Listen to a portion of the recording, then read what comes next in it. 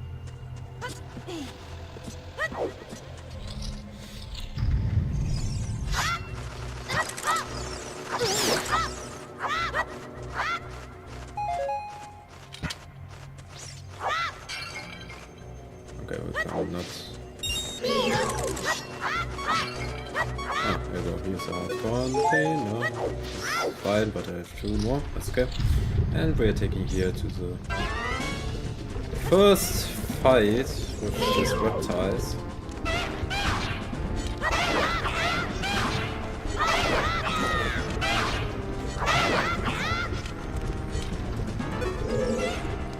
And this is a very long part of this game.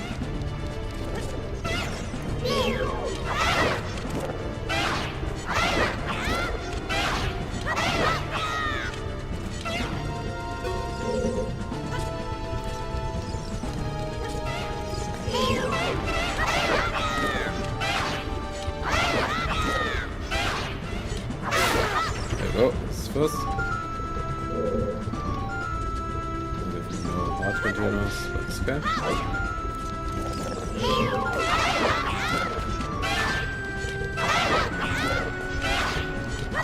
There we go. And activate the next door. Not this door. Activate this door from the left side.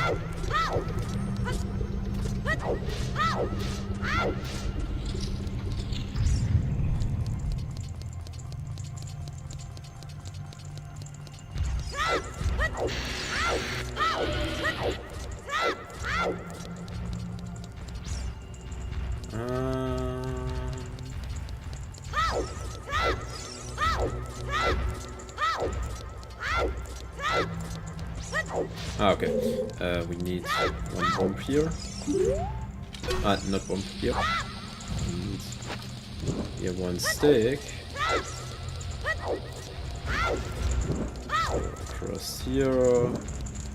Here and here. There we go. Let's go spam B to recharge my stick. We can now activate this golden button to open the other side.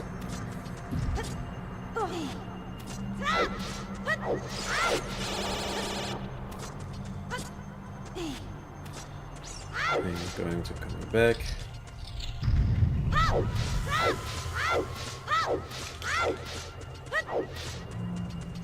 Going to holding this bomb, coming here, going to falling down, going to save, and this is destroyed. Go to these steps.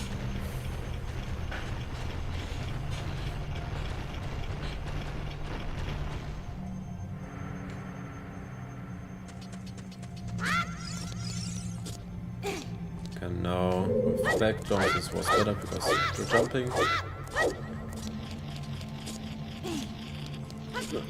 Ah, okay.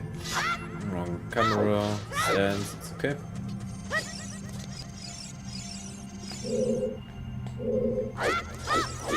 Ah, okay. That's a little bit sloppy, but okay. There we go. No, falling down here. Going to 1 pot here. Not ruby, but hard container was better. And going into this door.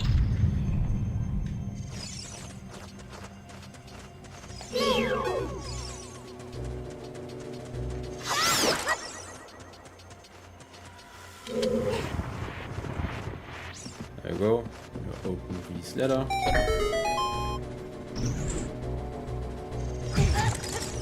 And my losing my deco shield because when I have hitting with fire, it become damage. Okay. We're taking here on the other side. Came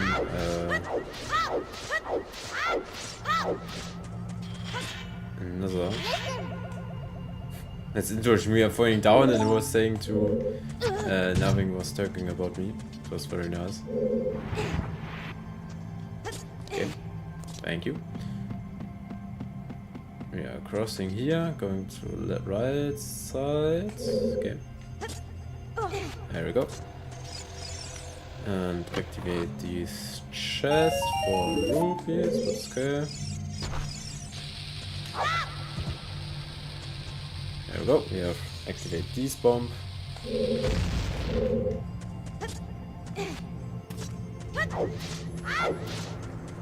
And taking here one slingshot to activate these eyes.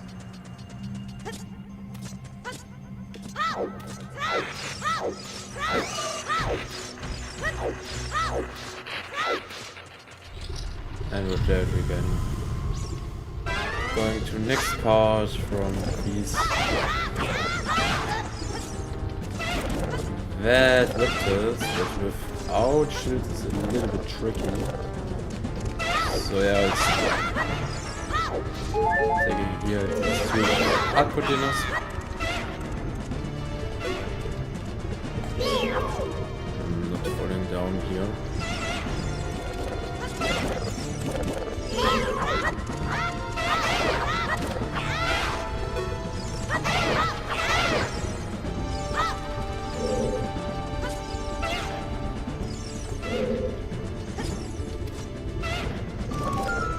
Ah, there you go.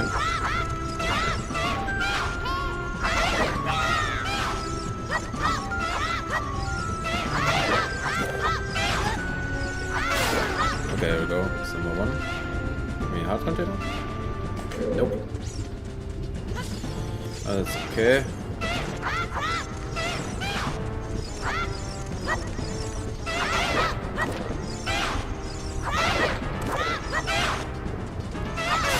There we go. This was clean without shield. And then we're taking here the next slingshot. Yes. Shooting here these eyes on the middle and left side. And then, you know, jumping over here. A little bit weight. So going up. And when after 1 hour we are taking the bombs. Or the bomb bag. Bombs. Yeah, so yeah, with that we can now okay. There we go. Going to activate here.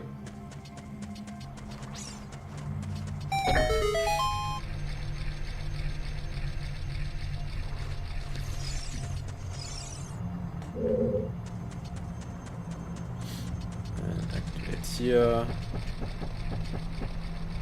And holding here from the other side.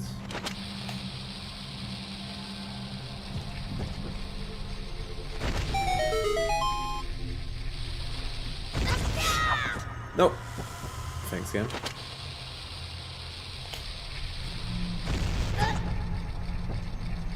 Okay, it's a little bit. Ah. Yet. Ah, there we go. We are open them up.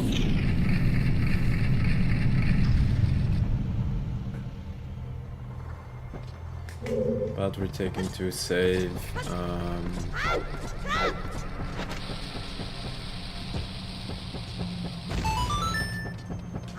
Yeah, with another shield.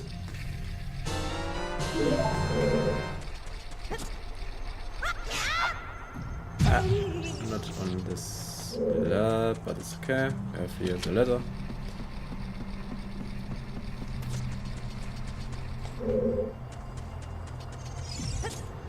And let's go to walking over to the left side. But we're not taking to put in. Let's go.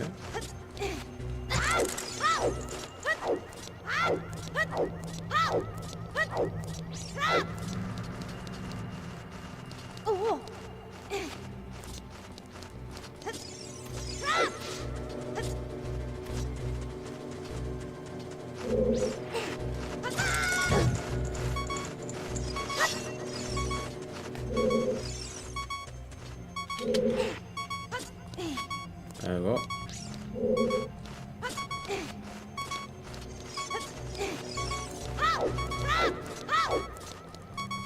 And with that we can take now here with a bottle. There we go. We are taking here the Navi.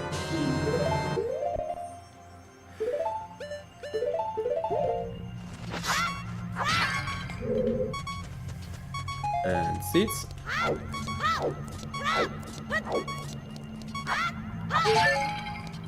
Taking here bombs and 1 heart. It's fine. And we can now falling down this stone edge.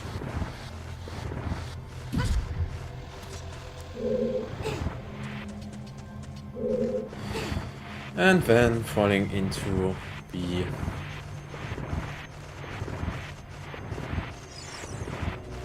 down. Okay, wait. Oh, thanks them.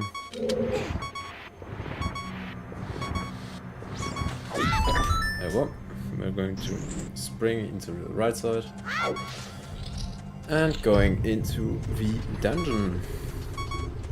So first we're falling here this bomb and taking another bomb. This is fine. And then falling down. And let's go to the second fight of the game with Dodongo.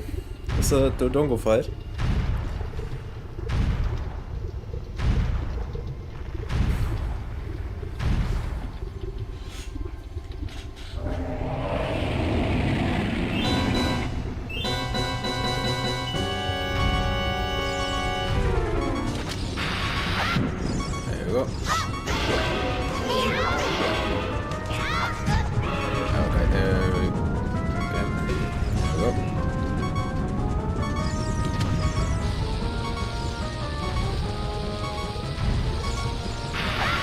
So yeah, the fight is with bombs.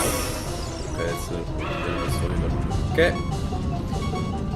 That's where we are short pause.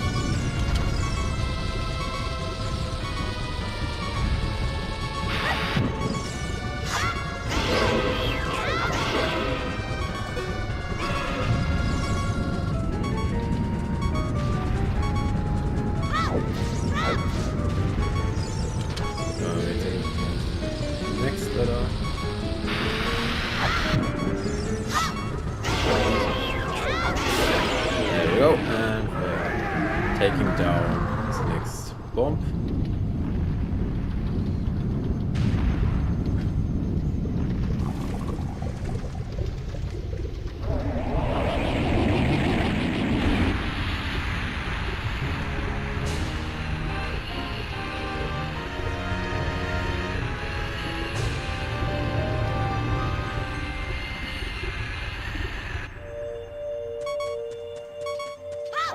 And taking here this card, continue to refresh, and then going out.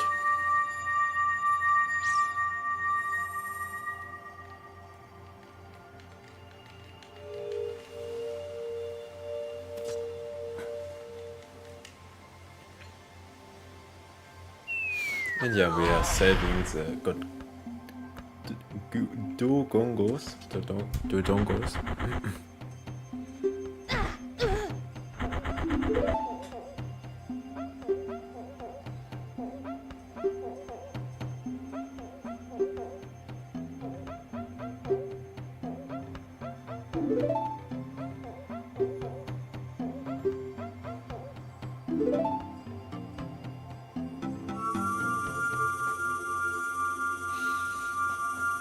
And taking the Goron metal.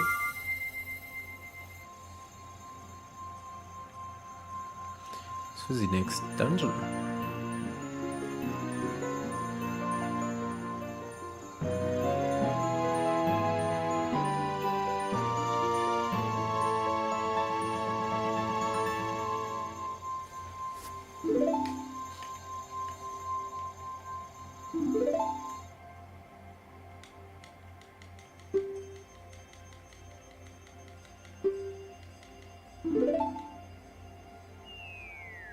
Yeah, I'm falling down the next two Gorons.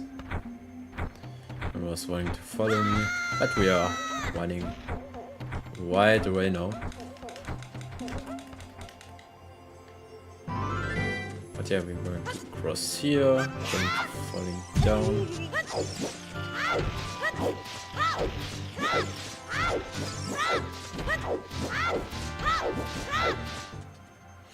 And we are running right away now to the last dungeon here of the category, because we are leaving right away now the Kukiri village.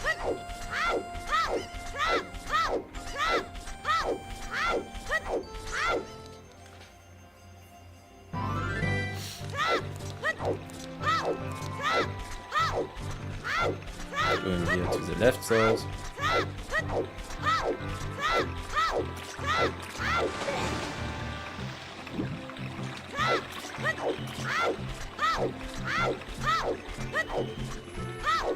Then with A.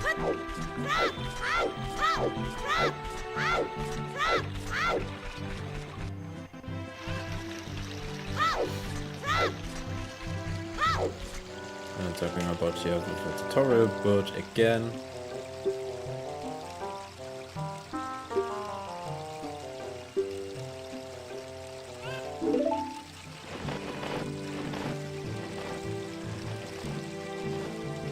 falling down the scale, we're activating here these bombs and taking these chicken.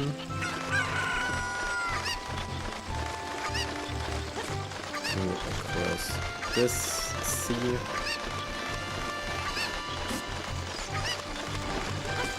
This sea.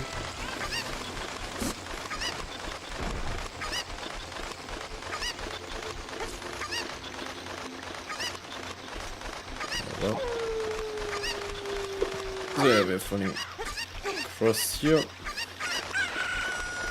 Across here.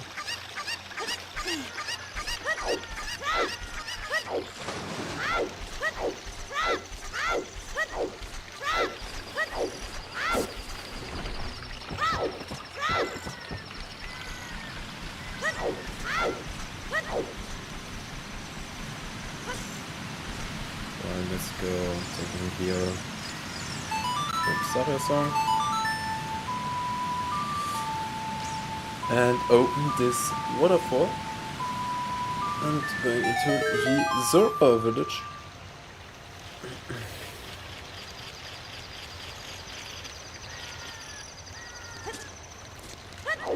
There we go.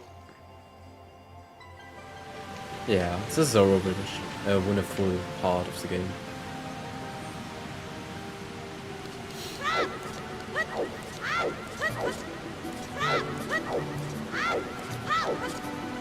So yeah, as first we're going to area up here right away, and we are not talking about these characters because we're going to sorry, we are not moving here, we're moving to here. We go to the left and taking here with this Sora. We are taking 20 rubies to falling down, and we are collecting that. Yep, there we go.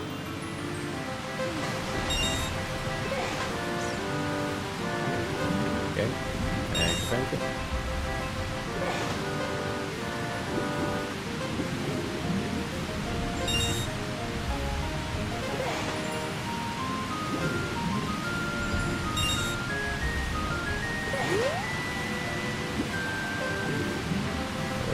Last, there we go, and with that we can now another to going up to the Zora, and she gave me a very specific item for longer waterfall pulls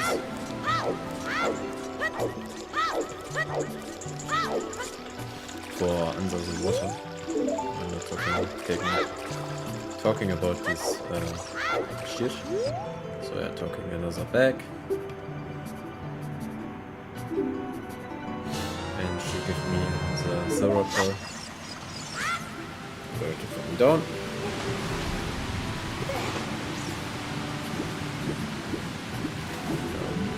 Here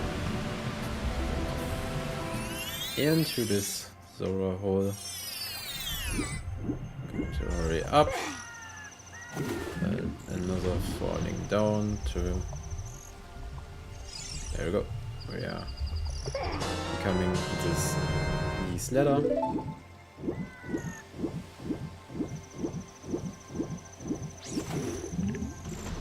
Going back.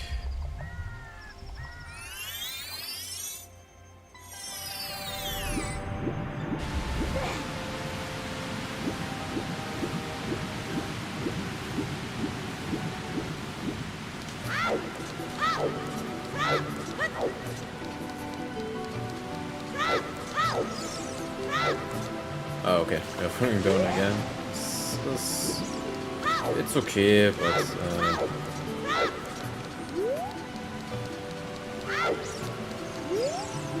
okay, falling down is good.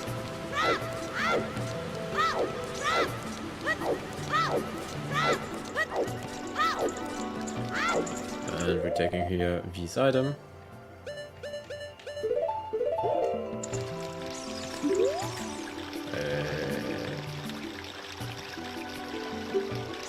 No, we're taking good. Yeah, it's fine. Okay. There you go. And we are showing the King of Zora.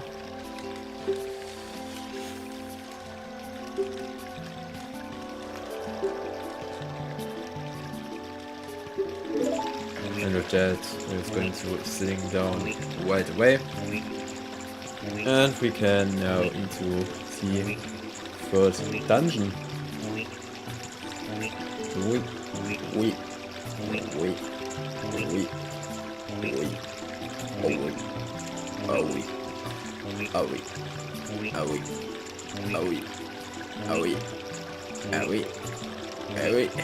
And now we.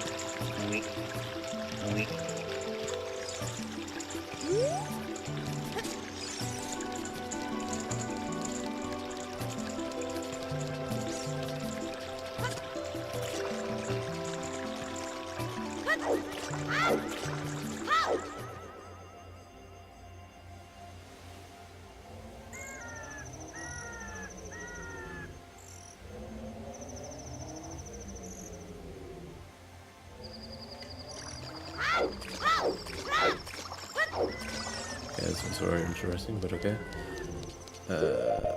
Oh, I have forgotten one. Sorry, I have to forgotten for taking one fish under the sea. So we are going back.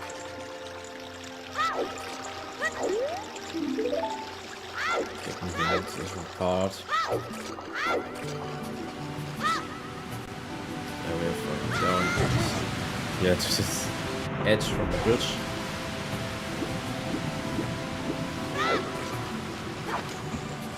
And taking here one fish.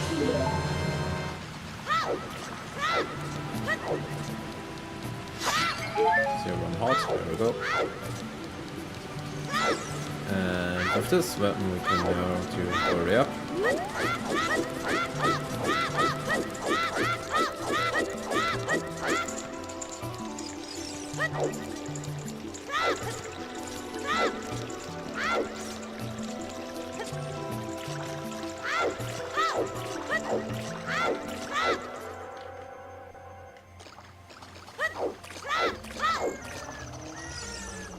And with can, I have now to putting up here the fish.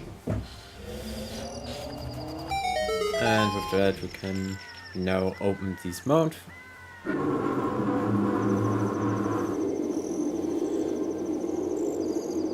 And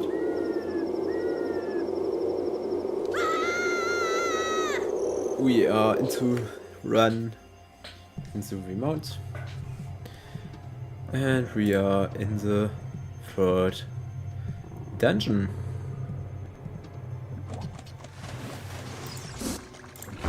Okay, we're taking here, so fine. So first we have here the slingshot.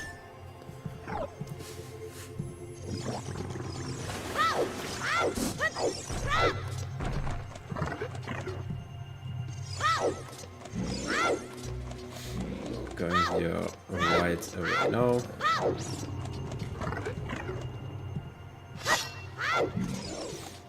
And we have here another cutscene.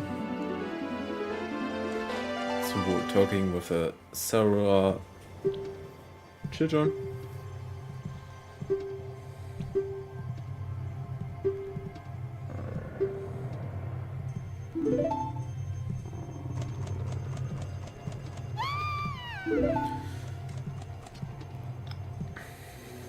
So we are going to follow him and talking about another time.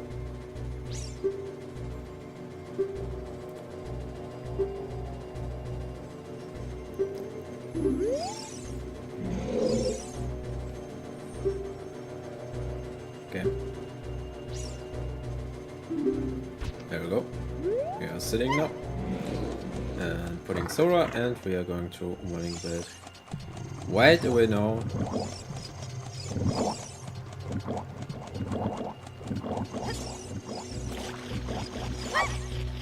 There we go. Activate this button to hurry up the water.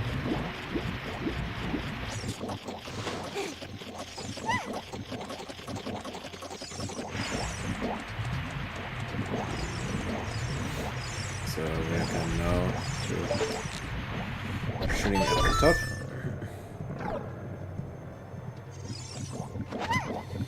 So not taking any damage here from this bubble. There you go.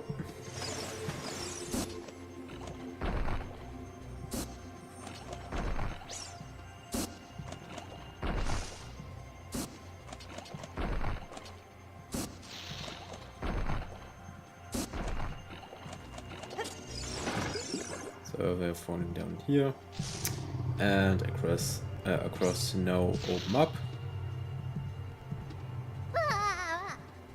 Yeah, it's wow, that's fine. And with that, we can now hurry up here back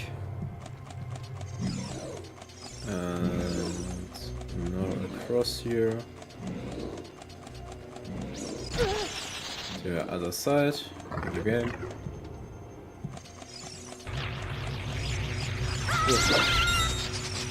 Yes, a little bit close, but okay. Okay, this is sorry. Hurry up. So falling down. Really game.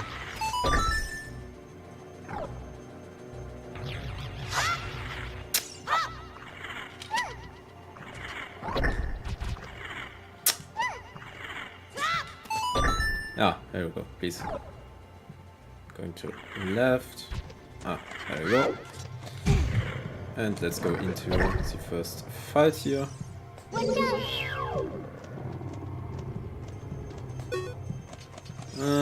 We cannot here, because this is a... Yeah, I know this is a wrong side.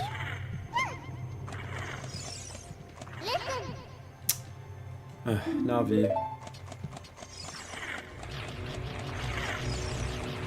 Because we have here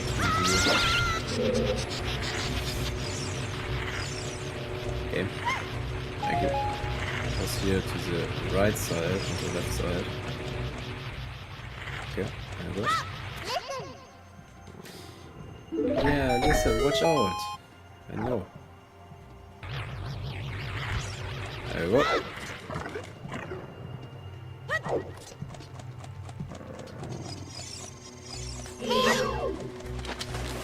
And taking these inserts to 1, 2,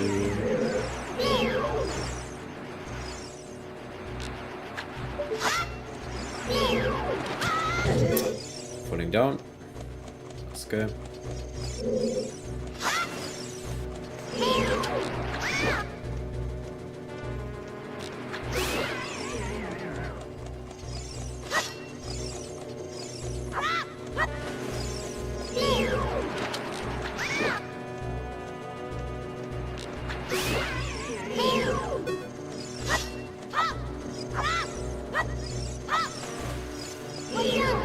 Down.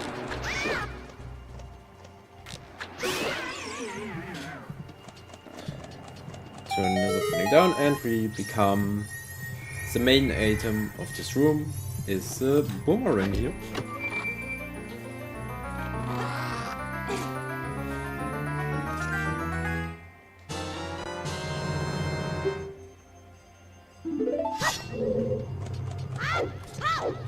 Yeah, coming back.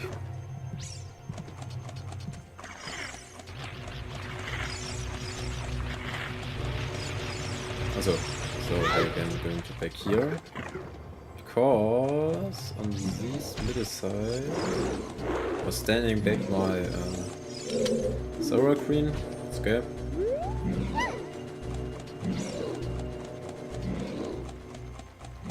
Going to another bag and put up the boomerang.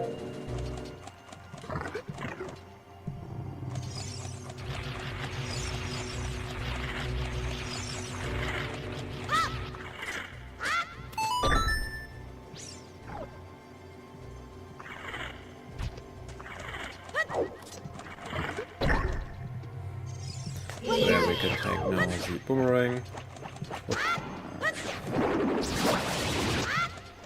So standing here.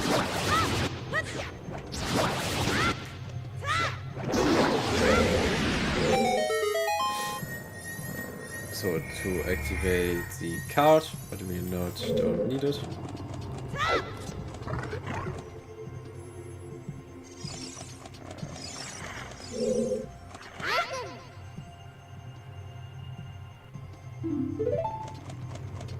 No, we are taking another part hero to destroy these bubbles.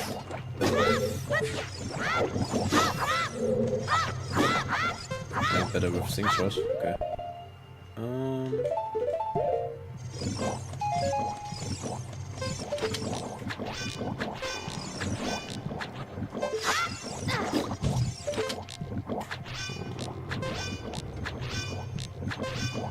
Game, thanks. Okay, we're taking to falling down, okay.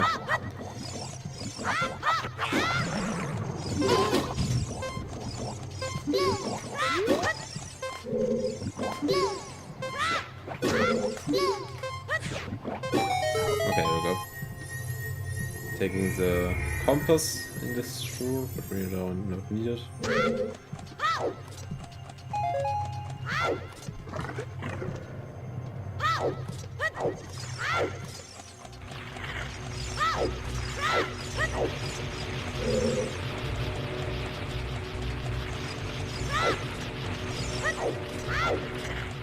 Let's go here to the other side. I'm going to the last part here. There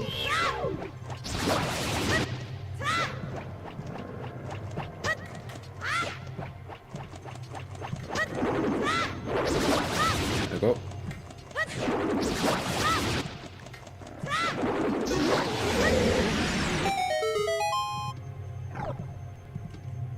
Open another bag.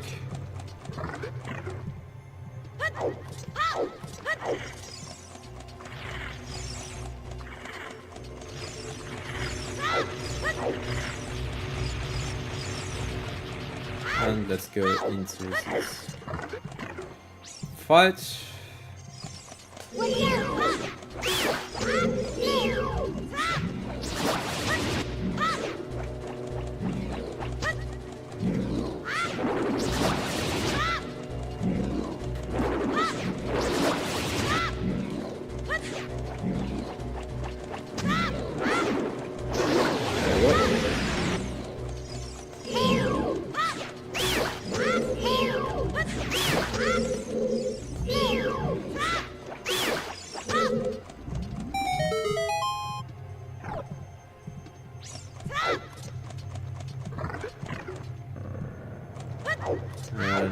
bad. I just no.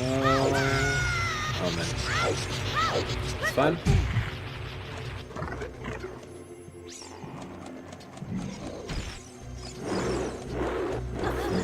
Down here. That was the wrong side. Oopsie.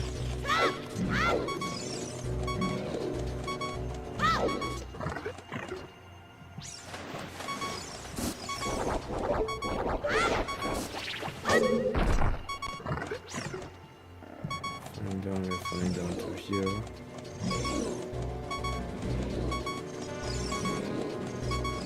Ah, but we can't not. Yeah, but it's already on the side.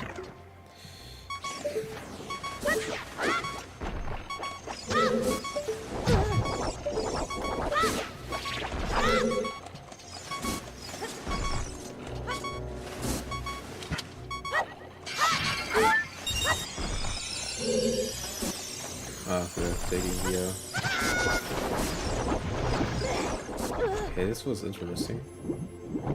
Like, okay, it's better to say I'm going to save and going out. In which state we can go coming back, and this is better.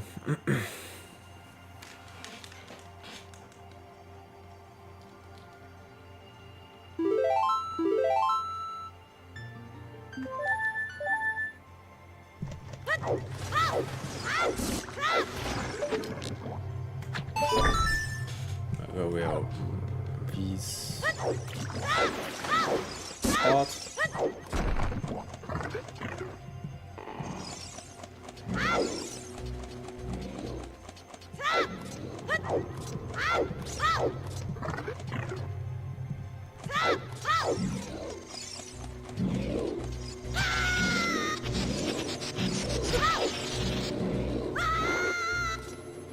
Ah, here we go.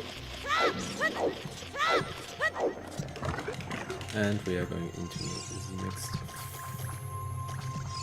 Ah.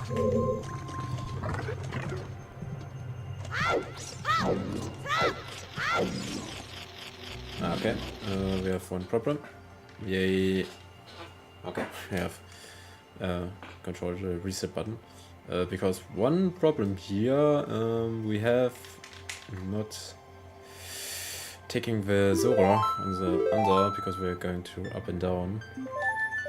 So yeah, it's now the path very rusty and I'm forgotten, but okay, it's fine.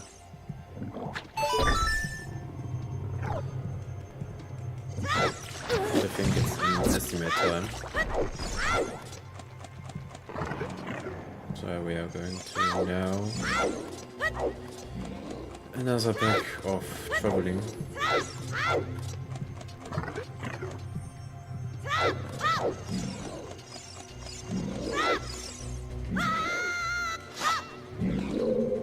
No. Okay, I think it was about going to another tab and not here. This was very interesting, but okay. See, it's still on the block on your left here. Ah, yeah, okay, thanks.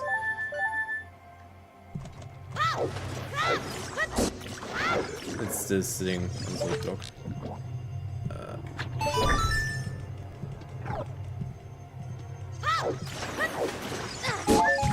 It's very interesting because you say the game was going to setting back and so it's just sitting on the block.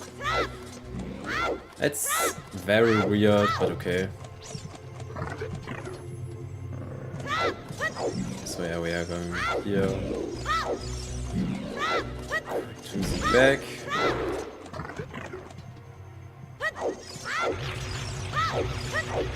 And now sitting here on the left side. There we go. So we are coming back.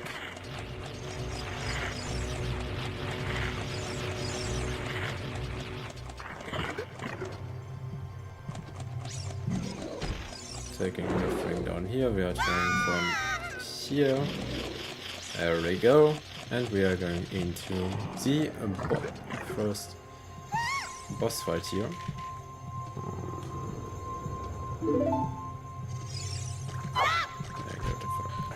falling out.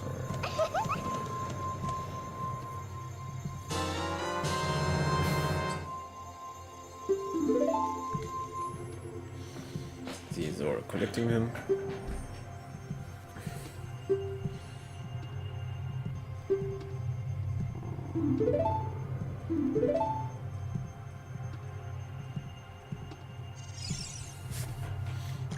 I'm going to stepping him, but it's a truck.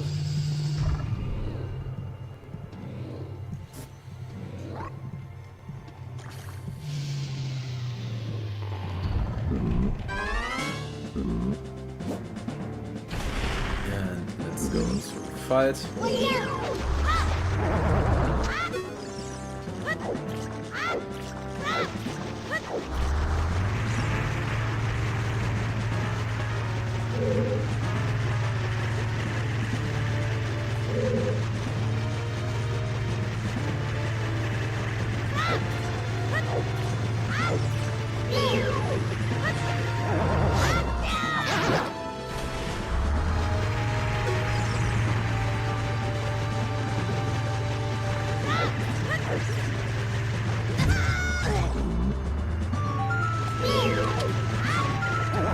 Here, down to step 2.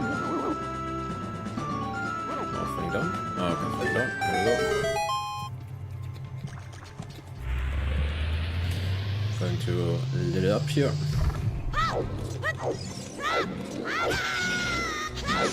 Taking one damage this guy.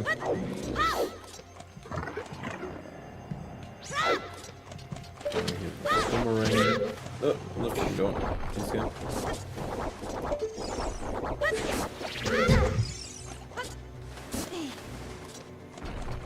Okay, this was the interesting, but okay. Taking here.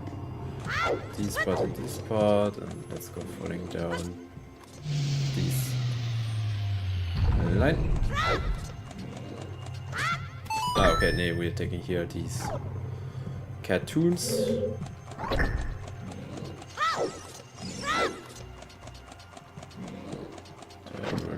Hurry up.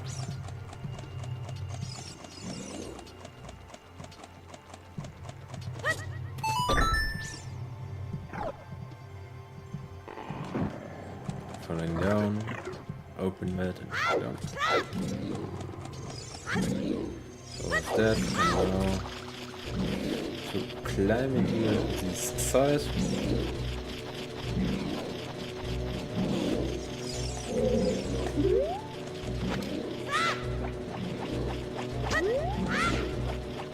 So yeah, we activate here.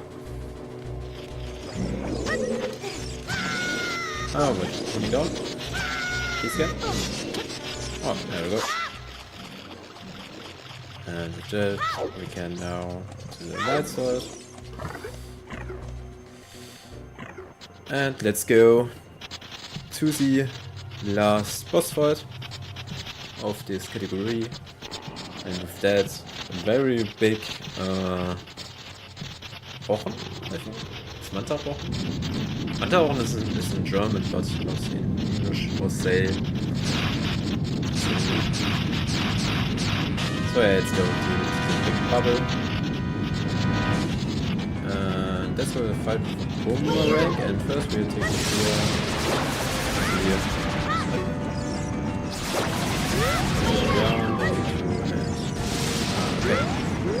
Grab a switch, okay.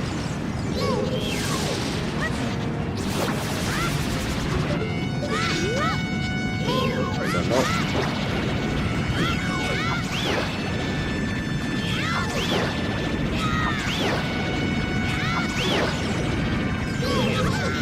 It's a little slow, but okay.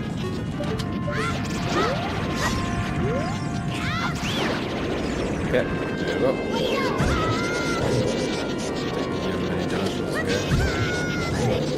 Yeah, one rating too slow.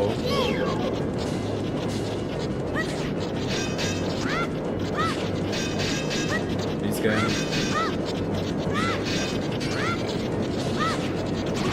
There we go. Here, 1, 2, 3, 4, 5. This was all. That we can... Perfect. Going to many damage here once again. Okay. Here damage. Left, right side. A little bit more here.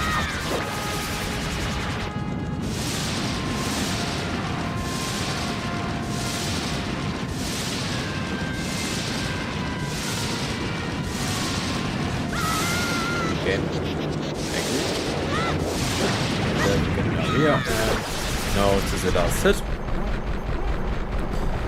And we are destroying the floor.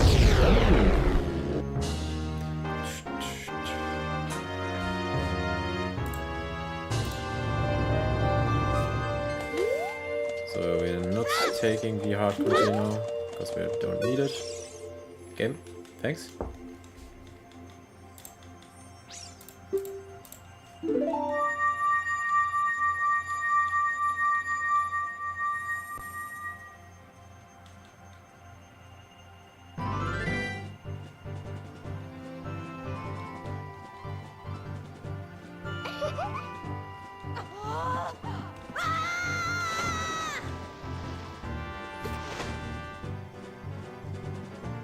And we are now falling down.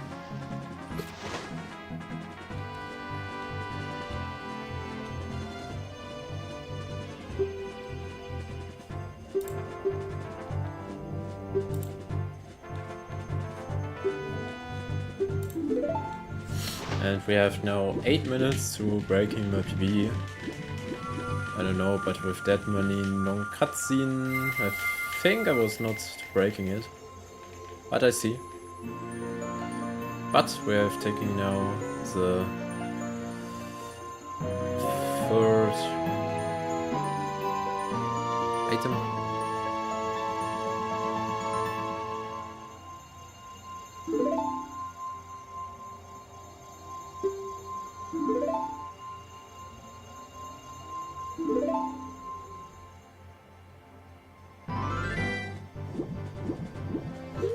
I think I was going to save here. Going to reset, and we can now. We have 5 minutes? 6 minutes. Oh, 7. No, 7 minutes, sorry. Okay, we have. Oh, and now I'm going here to the Kokiri Sword. Let's see. We are falling down here, going here from start from the game. Going to the left side and the right side. Not talking about damn time loss, but okay. We are crossing here.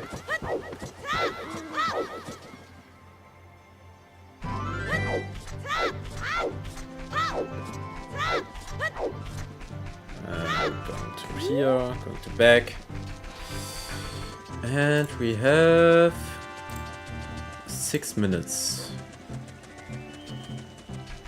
No, 7. Okay.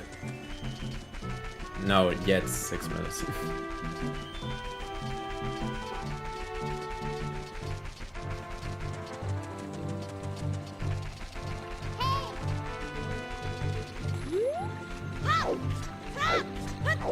But we have here one more cutscene.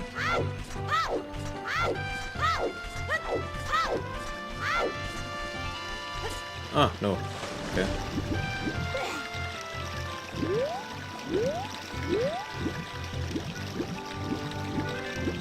We have... Oh no! Ah, I'm losing. Ah, crap. I have to forgotten one. Ah, okay. This is not a PB because I have one choking here.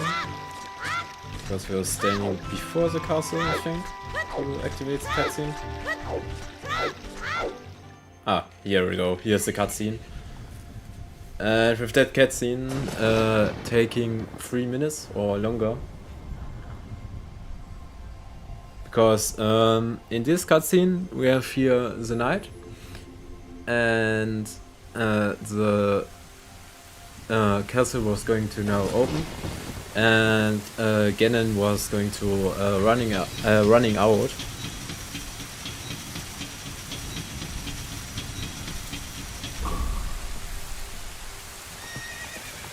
Here we go.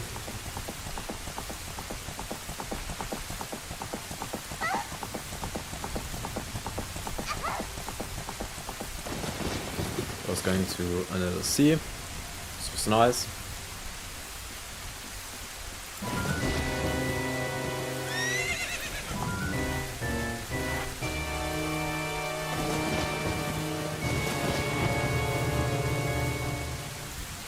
But we have here a very long cutscene.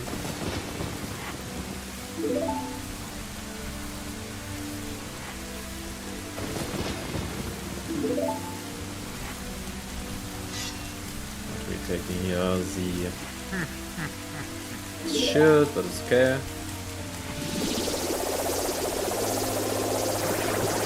Ganon was going to magic, going to throwing it.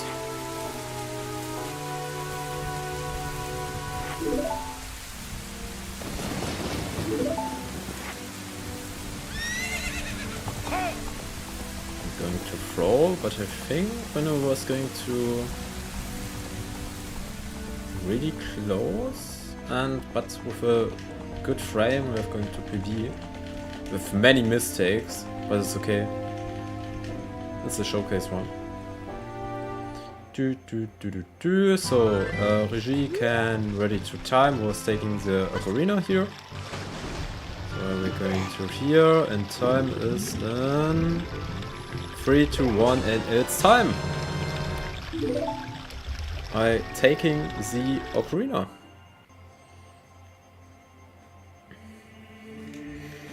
And yeah, this was The Legend of Zelda Ocarina of Time, all child dungeons glitchless. It's a really nice run to speedrun beginner to run this game. And yeah, after that we can now going to holding the Master Sword, and then we can now to activate the other world from Old Link, and with that we can now travel the old Zelda with the main Zelda, and afterward we can now then after 6 or 5 medallions going to Ganon, and then finish the game in the normal 80% any percent all dungeons, all main, or I think it was all main dungeons. And yeah, thanks for watching. Thank you very much Themeathon for accepting this run, and that's for me for Themeathon. Thank you very much Themeathon for accepting all advent time days from day 1 to day 4 to accepting 1-1. And yeah, I hope you enjoy this Themeathon all 4 days. Have a nice day, have a nice year 2024, and yeah, let's see with Themeathon next in 2024. Gosh, my English is very interesting, but okay. So yeah, have a nice time. And after my run, we have the next run is... Give me 1 second to searching. Not again. Here, Advent Day 2. And after my run is Mega Man. It's Mega Man time from Tempest Mars 1000 in 100%. So yeah, going to 1 break time and going to Mega Man. See you, bye bye, have a nice day. Mega Man. See you, bye bye, have a nice day. Mega Man. See you, bye bye, have a nice day.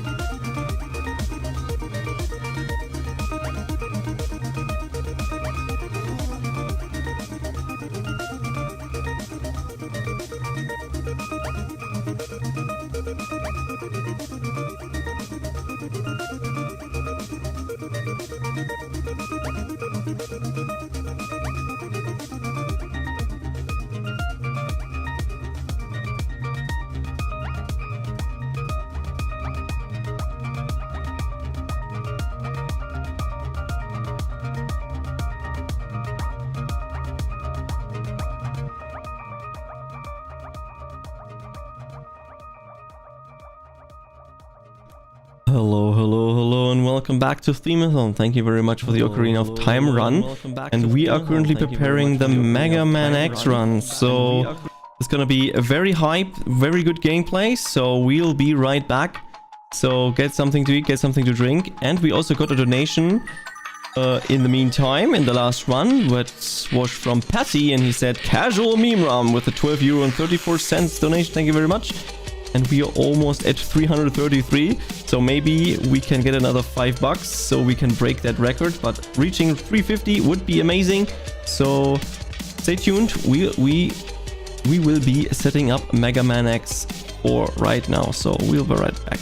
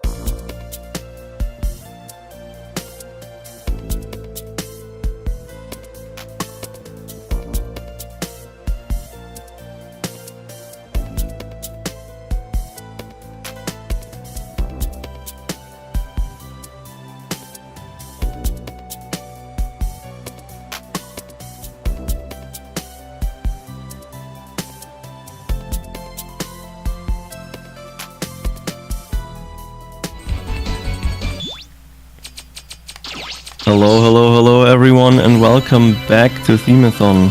We have extreme loud audio that I'm gonna fix real quick.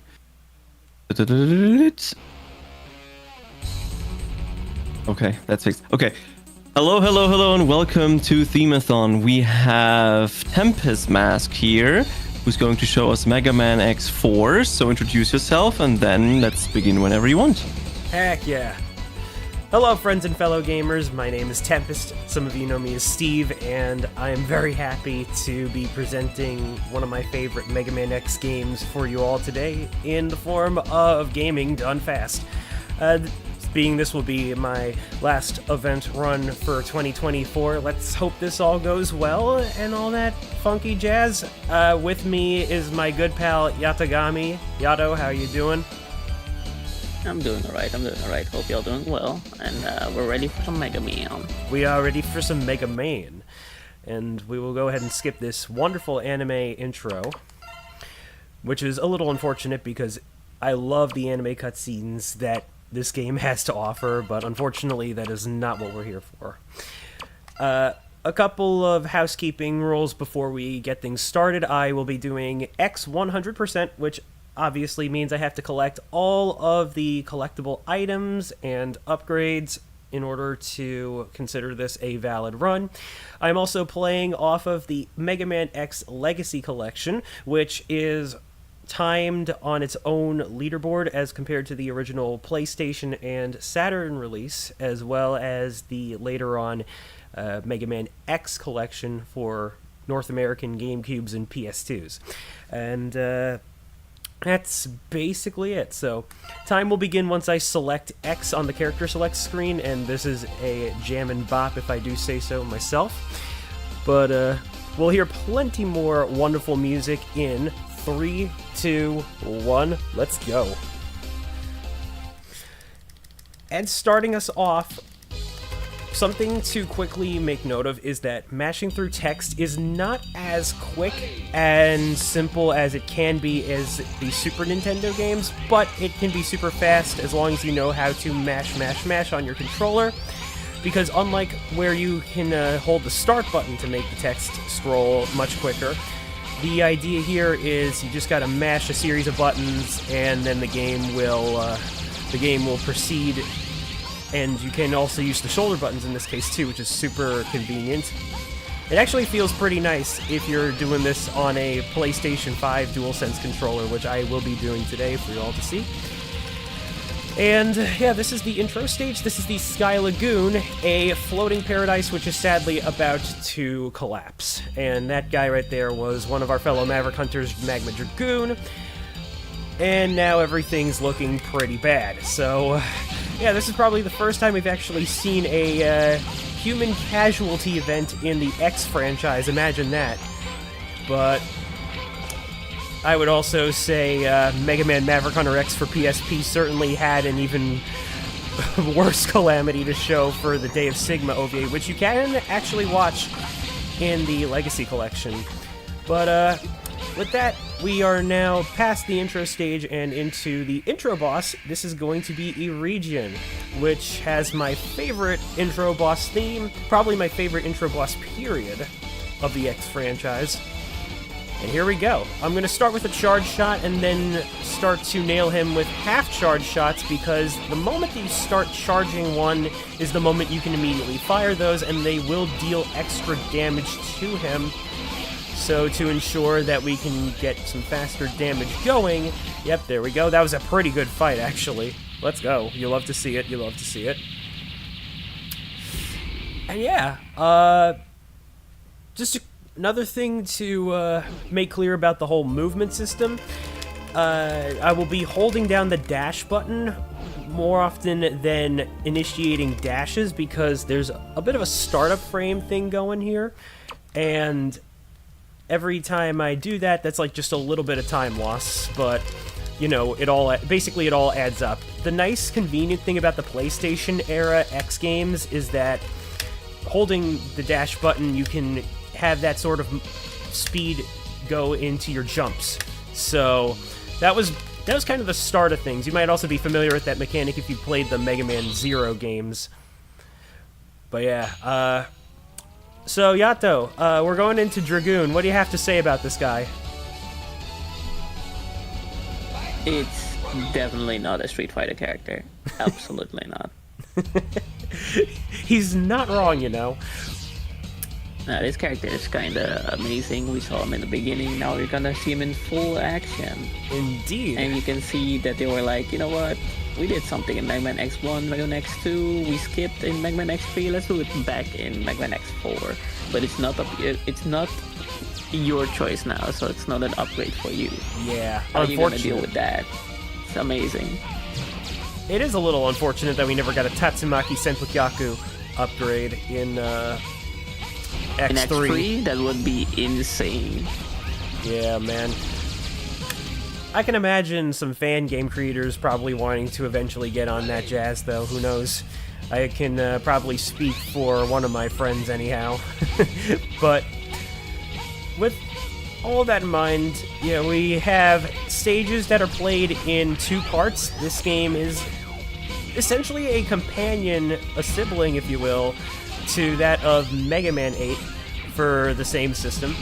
Both games having the same English voice cast, by the way, and that is why if you are playing this game but you've also played Mega Man 8 and think to yourself, wait, why does X sound so familiar? That's because, yeah, it's Ruth Shiraishi, who also voiced classic Mega Man in 8. It's so weird. And here's Dragoon. So, yeah, like Yato said, we're going to see some Street Fighter moves. He's basically going to pull an Akuma on us.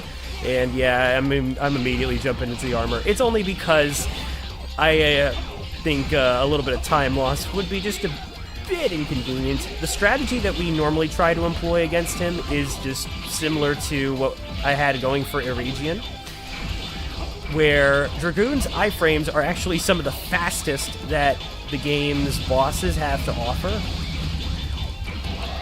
And there you go, just in time before the ride armor explodes. Because the thing about the ride armor, very nice indeed, is that if it takes too much damage, it'll eventually go kaboom. But it was also necessary to get to here. Oh hey, I got an achievement. Nice. I forgot that's a thing in the X Legacy collection, right. But yeah, you do need the ride armor in order to be able to cross the lava, because otherwise that's instant death, and it will also be instant death in his own battlefield, so... We got ourselves our next Maverick, Web Spider! And this level is pretty iconic. It's also the one that most people usually go to first.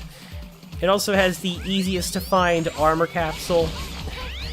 And I think Inti Creates, a developer, the indie developer from Japan, originally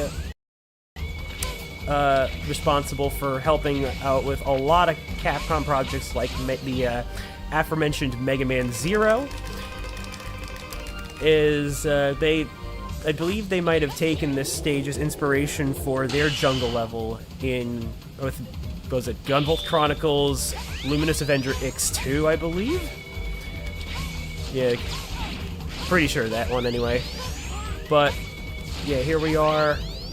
We just got ourselves our first armor upgrade, which is the leg capsule. And normally this is skipped within the any percent route, which, by the way, any percent and 100% do not have a huge time difference. I believe 100% is considered the faster of the categories, which might sound a bit silly, but it is indeed true, because there are a few benefits, I would say, to running 100% over any percent, such as the extra health safety you get, because, you know, any percent you try to skip out some of the life ups if you can help it. You know, some of them are not necessary. But then there's also a very, very handy-dandy helmet upgrade that the world record runner Dante SC Weeb 1 usually skips, and I didn't even know it was possible to skip that until I saw what he does to do so. It's pretty funny that way. But yeah, the reason we skip the leg parts normally in any percent is because the hover function is helpful casually, but it can get in the way in a speed run, because The problem with it is it only activates when you're not doing, I believe it's dash momentum. Yeah, dash momentum. That's the words I'm trying to find here. And pardon me, folks. It's only just 9 o'clock in the morning over here in the U.S. But we got ourselves on over to Web Spider, and I'm about to put myself in a bit of a sticky situation. Yato, feel free to comment. What should I say? It's a Spider-Man. That's about it. He's gonna do this thing like a bunch, going in and out. However, we have a strat where we can actually hit him off screen with an extra shot because he doesn't get the iframes there, which is kind of cool. But after that, it's just waiting to movie the game because that's just how he behaves. Also, side note, for people that are very nerdy and look into this run, we have to revisit the Dragoons stage later because we didn't have the abilities to actually get the armor part. Yeah, we're gonna need one of our Buster upgrades. There's 2 within this game. I'll be getting the stock shot, and I'll explain why once we get to Storm Owl. But then, can I hit you? Thank you. It was a little bit of time lost, sadly, but hey, what can you do? Spider can be a jerk that way, and not much can be done about it. I mean, we still have General, bro. That's true enough. I mean, so I think you can get world record pace, and then General will be like, nope. Yeah, no. But then I think Sigma's also a pretty good contender for time loss as well. Wait, no, I shouldn't be spoiling him. No, he should be dead by now. What am I doing? Nah, bad joke is a bad joke. So now we're gonna go into Storm Owl, who left with a space fortress to conquer the air, oddly enough. Because he's just extra that way. What was I gonna say, though? I'm sure it'll come back to me eventually. We're gonna start using a new type of ride armor called I don't actually remember the official name, I just like to call it the flight armor. The charge shot is that 3-way spread homing shot, however, I have to shoot it eventually before, like, my ground movement kicks in, because by the time that it does, the ride armor is supposed to stop. So I can circumvent this by charging the shot in midair like so. And the reason I try to keep that ride armor until the end is that normally X is supposed to hit the ground before he teleports, but the ride armor supposedly counts as a floor, so it's a nice little time save right there. And there we go, nicely done. That was a little bit of a platform skip right there. It's a bit risky if you're just getting into the speed run, because you can easily die to that. But we got ourselves the stock buster. So now I can hold up to 4 charge shots and fire them sequentially, like so. Oh, that was interesting. I wasn't expecting the late health bar spawn. That can happen sometimes. You don't sure you can? Interesting. Alright, there we go. So that mini boss right there can be annoying for the laser firing drones, but those can also take like 2 hits to take out. So as long as you know how to handle those, it's not the worst thing. And you saw me put to use the lightning web as well to really ramp up the damage. Storm Owl, for as nerdy as he looks, he's a boss that can give you hell and laugh at you for it. You want to try to avoid being under him as much as possible, because he can just pick you up and then put you in this grab animation that you cannot break free no matter how much the game makes it seem like you can. It is the worst. And what makes this boss fight a bit unique is that his iframes are presented in that little hurricane shield, that little cyclone shield. We actually have a trick called shield breaking, which if you time it just right, you can load more shots into a certain frame that the shield is up. I tried to do it a little bit there, but I think my distance between him and I was unfavorable, so it is what it is. And with that, we now move on. One thing you're also seeing me do is I'm trying to mash a button or two on the weapon get screen because, well, it skips the you got double cyclone voice clip. So that's more time to be saved overall. And now we're coming up to a big guy here in Frost Walrus's stage. And this one's pretty cool. Keep an eye out for the very beginning and the very end of Area 1. You're going to notice a nice little Easter egg in the background. Ready. Here we go. Oh my god, that's my dog. That's my dog, man. Blizzard Buffalo from Mega Man X3. That is my dog. Shout out to Mega Man X3. Okay, I'm going to have to wait for that platform. I think I was, a little too fast. Game, could you please? Thank you. I swear. Use the web. Yeah, I know. I just usually wait for that platform because brain go cuckoo, I suppose. I suppose so, man. But yeah, so far, this run's going pretty good, if I do say so. And now I get to, oh! I hate it when the game does that. I was gonna say, now I get to use the lightning web, and for anybody that saw me do it earlier, yeah, you can use the lightning web as a platform. It has a one-time use for that per projectile, but it's pretty handy for that, and Capcom did think of some nice ways to implement that for some of the secrets that we find.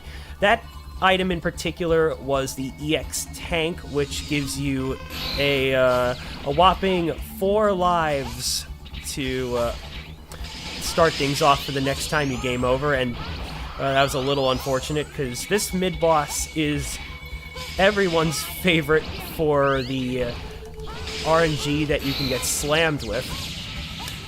But that attack right there where it starts to like charge up and then come at you with the slam into the wall movement, that's what we want to go for when hitting it, because that's what exposes more iframes that way.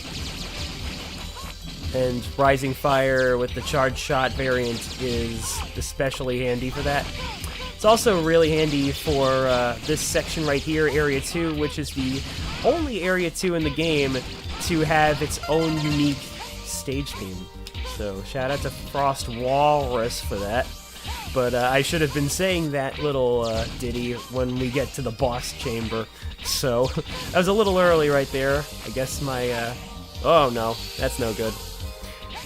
Those swan enemies right there will freeze the room, and we lose control of X for a moment until the animation is complete. So that's why you saw me try to destroy that one right there, and then that one just said nope. So that's 2 right there too, unfortunately. And now we get into Frost Walrus. Anything to say about this guy, Yato?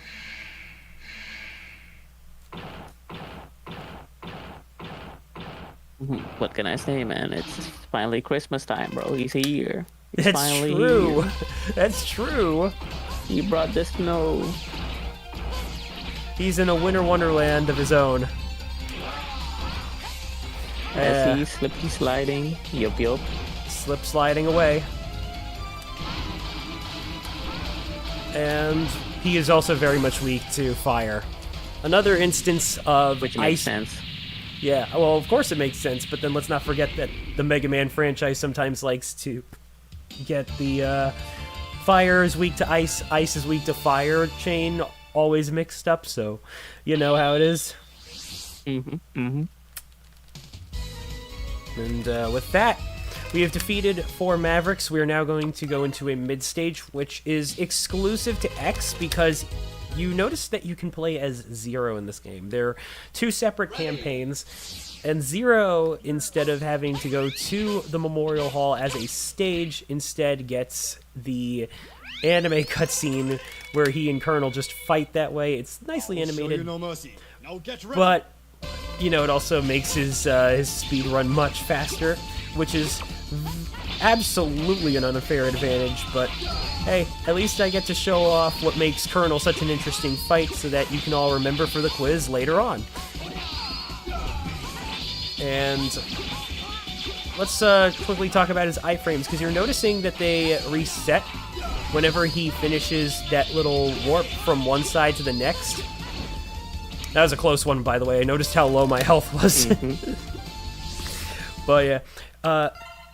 So there are certain periods where his animation resets his iframes, and he can be hit multiple times that way. So I was using Frost Tower, which is his weakness, but in the any percent run, we actually don't get to Frost Walrus until the second half of the Mavericks, because by that point, we actually want to have the Nova Strike. We route that so that it's possible to get Nova Strike in the body armor piece for the 4th armor, or Force armor, as it's officially called in certain occasions, most occasions, I believe. Oh, that's bad. Okay, yeah, I'm gonna have to take the intentional death there, because I totally missed that life up, and we gotta collect that. Oh well. But, no, as I was about to say, in that routing, we do try to get the Nova Strike. So,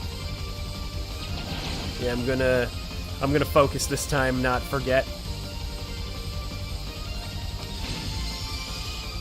And there, okay, there we go. So, yeah, Yato, this stage. Now I know you are a X5 runner. So, in your opinion, which is worse? Which is the worst of the two Ride Chaser stages between the Jet Stingray and the Volt Kraken? Jet Stingray, definitely, because it's the longer version. Yeah, I would agree. You have a sequel. In X5, the Ride Chaser segment is much shorter, but I would say that Volt Kraken has it a little bad, considering you have those, like, spark items you have to collect if you want to be able to get the armor. So if you're trying to do that, at least, then yeah, that's going to be a pain. But one thing I am doing to make the stage go a bit faster, and I should have kept the momentum going, but I was trying to prepare for this sub-tank right here. Yep, got it. And unfortunately, I could not make the final hurdle. That's a shame. Normally, I time that out at the end, baby. I normally time that out a lot better. But yeah, you're noticing me try to do the mid-air dashing, and are you kidding me, game? I totally pressed the jump button. I am so losing time for this. Oh well. But right, let's just try to focus on that one. Aw, man. Well, now you see why this stage is not so good. It goes a mile a minute, so I usually like to call this in my splits F-Zero Stingray.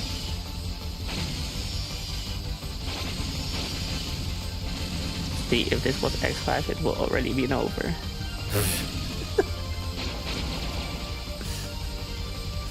Alright, let's just take a moment to actually not go too fast, even though I should be.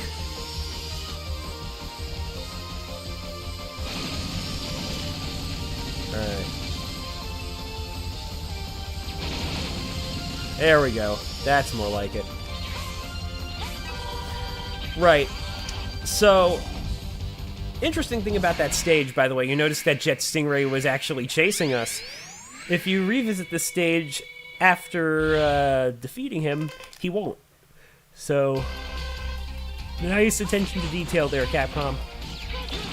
Now, I like to consider this boss the hype man, because as you see right there, he usually goes, yeah! And he can choose to do so immediately, like he perfectly demonstrated right there before. We want him not to do that, so that I can hit him more often. Now he's going to do the vacuum attack. So, yeah, not much I can do about that either. What do you want for X, though? Was that?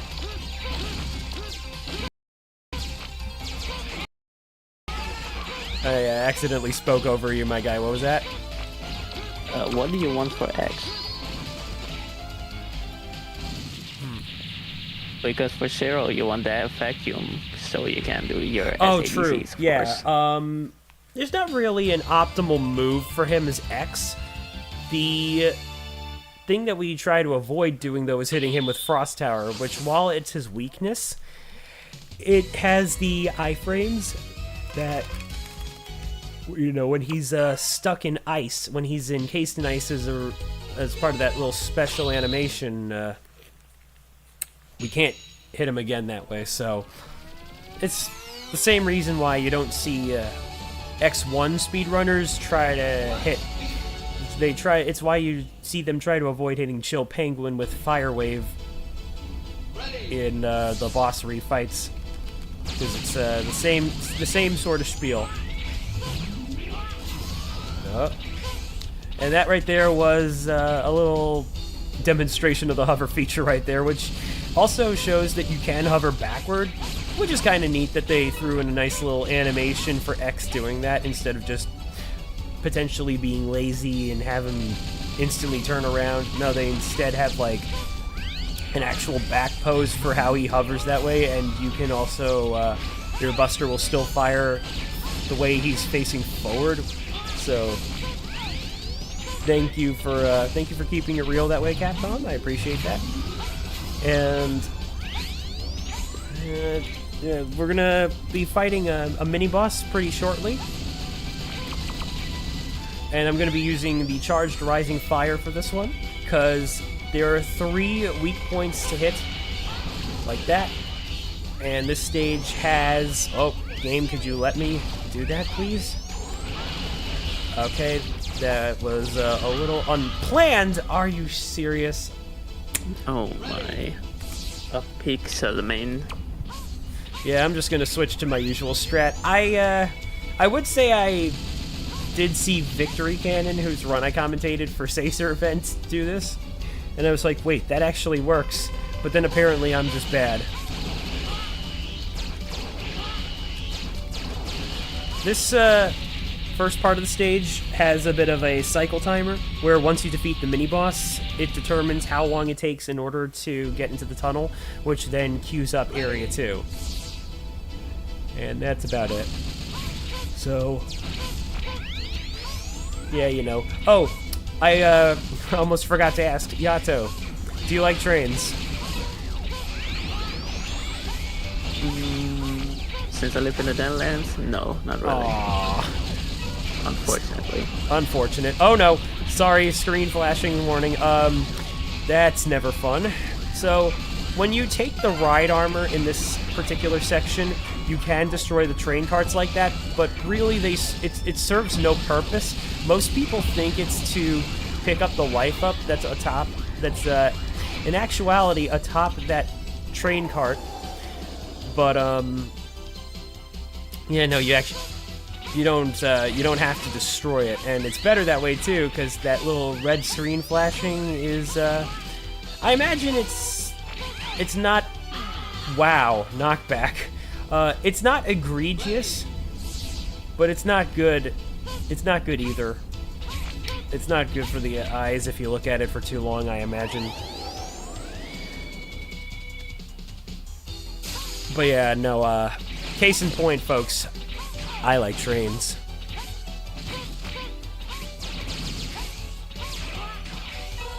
So now we're gonna get on a second one, and we'll be making our way to the boss pretty shortly. And like Yato and I talked about earlier, this will be the last time I go straight for the bosses, and instead do my revisit once we get Slash Beast's weapon right here. Which Yato, last time you commentated for me, you pointed out that that little intro animation, he's basically running like Sonic the Hedgehog, and I can't unsee it ever since. It's the best thing there is, man. I'm telling you. I am telling you. So a nice little detail about Ground Hunter as a weapon is that you can press down and up to have it do that little tracking motion or like just have it immediately go down to the ground, which is pretty nice functionally speaking.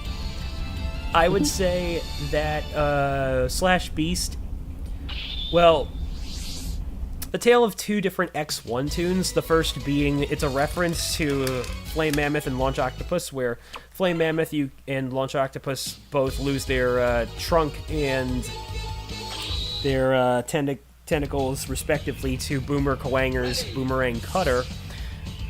And in that same way, hitting Slash Beast with the Ground Hunter makes him lose his toe claws, which I didn't realize that there was an actual sprite change for that until I actually practiced the run and just eventually noticed, oh hey, that does happen during the fight. That's pretty cool, because it prevents him from doing his twin slasher and makes it into a single slasher where it's one wave instead of two. So nice little detail right there, but also he trips constantly, so he suffers from spark mandrel syndrome. And despite all that, Zero does not get that liberty at all, because his techniques, the way he gets them from bosses, some of them are utility purpose. They have the intent of giving him, like, extra functionality, but no attacks as a result of it, so the weakness chain is way out of whack for it. Oh, good grief, that was, that... I gotta say it, that's never happened before. You're lucky, man. Yeah, Holy. I've never seen that volcanic meteor rock hit me like that with the camera scroll. That's so weird. It always happens no matter what event I do. I always have one of those moments. Well, okay, more often than not. I can say there are some where I don't, but this time, hey, had to get it once more in for 2024, I suppose. Can't believe this year's almost over. Oh, jeez. Holidays are a fun time for me, don't get me wrong. I'm always nervous when it comes to starting off the new year, because then I just have to, like, say goodbye to the old year, and it's just, ugh.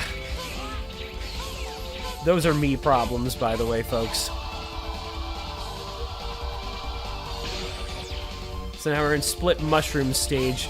Some nice rotating stairway backgrounds going on here. It was so nice that X5 had to, whoa, geez, copy and paste it for, oh gosh, why am I forgetting his name? I only remember him usually by Izzy Glow. Shining Firefly, that's the one. Shining Firefly, yeah.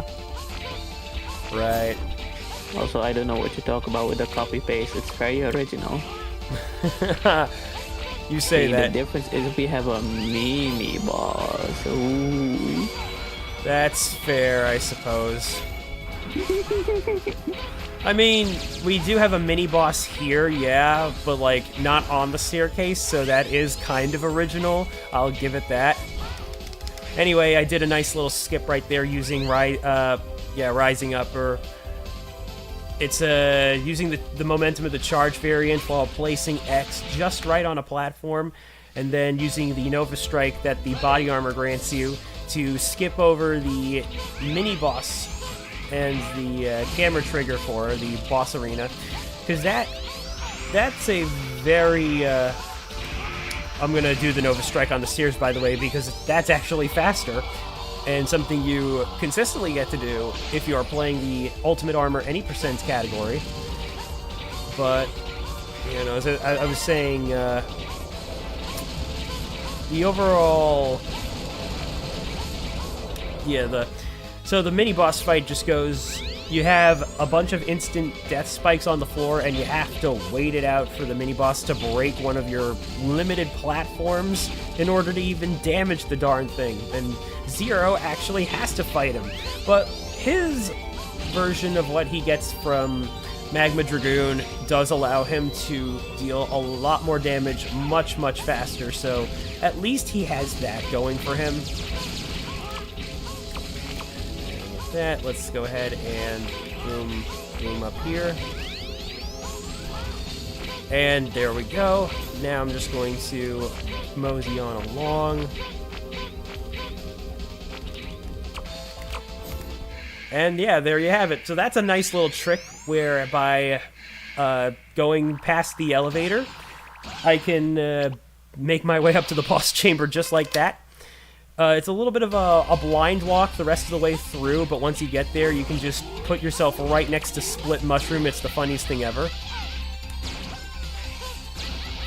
And another reference to my Split names, I usually call this stage Car Ranger Dapu Mushroom, because his voice actor or voice actress is the person that plays Dapu from the aforementioned Super Sentai series, the source material of Power Rangers Turbo, if you grew up with that adaptation here in the States. So yeah, technically it's not an adaptation. That's usually the wrong way of describing it. For those unaware, Power Rangers is a multimedia series that we, for the longest time, and still technically did, with permission from the original show's holder, we basically took the fight material and the costumes and stuff, and we made our own version of the story, basically, that sort of thing. I cannot nerd out right now because I'm focused on trying to game right. Especially if you're on a stage that forces you to go fast. Ah! And there you have it right there, well, the worst part of the level. I actually cannot afford to lose my ranking here. There we go. Hurry up. Hurry up! Yeah, you know, like Yata just said, this is very much speedrun the level. The game in Area 1 asks, can you platform? But one advantage to the fact that we usually do Split Mushroom before Cyber Peacock is that by using Soul Body, we can destroy those, I like to call them devil-like orbs, and just obliterate them. Well, I mean, they're kind of like the devil, like the yellow devil in a way, but not exactly. I mean, then again, we actually have a devil in your speed game, so... and not a good one at that, I'll say. It is a pain. Yeah, that's all I can say.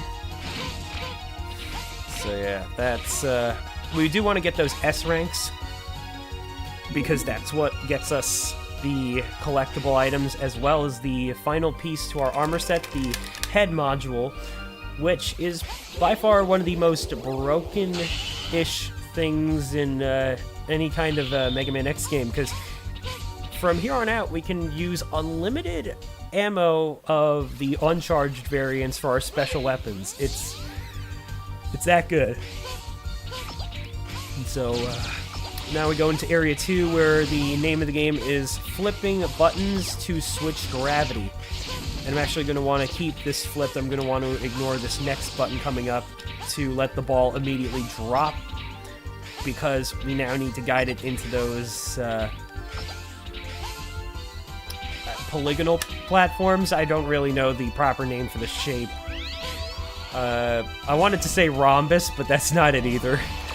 We'll just forget about our geometry for a moment. But, oh wait, there we got some hexagons in the background, so at least I had the right idea. True. So, why fight Peacock? Yato, why is it that I'm actually playing on the US version of Mega Man X4 as compared to the Japanese version Rockman X4? The intro, right?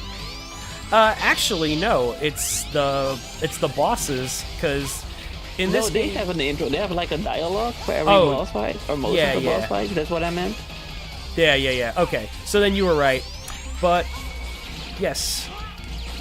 Mavericks in Rockman X4 have intro lines, whereas in Mega Man X4 they don't. And that removes the RNG of having to deal with that. Sure, going through the text is faster on the Japanese version, but this is more consistent. So, Yeah, one of the rare instances where we do prefer to play the US version. It's a nice little flip on its head, excuse me. I think my body still wants to yawn a little bit. Do not play X7 while we're at it. Oh, don't play X7 US version. Yeah, Mega Man X7. I empathize with that game. I love Axel, my personal favorite character of mine, don't get me wrong. The US version of that game has damage tables that are much, much worse than any other version of the game for whatever reason. Probably artificial difficulty. That's more than likely it. But yeah. If you play the European version or the Japanese version, you'll have the damage tables as the original game intended, so that is one of the nice benefits of having the Legacy Collection. I did mention before we started the run that this game is timed on its own leaderboard as compared to the original version and the X Collection version. But in the case of X5 to X7, because those use IGT, you can use any version you like. Now get ready! So, right, like we mentioned how there's like voice dialogue. Anything that gets dubbed in this game in English still has the random voice quotes. That was not the best Nova Strike to get in there. See, the funny thing about any percent versus 100% is that because we get the Nova Strike for the first Colonel fight, it's actually more convenient that way. Okay, let's try not to die here. And there we go. Kaboom. I didn't even look at your HP that you got hit so much. Yeah, I could have gotten hit maybe one more time or two, but I wanted to play it a little safe.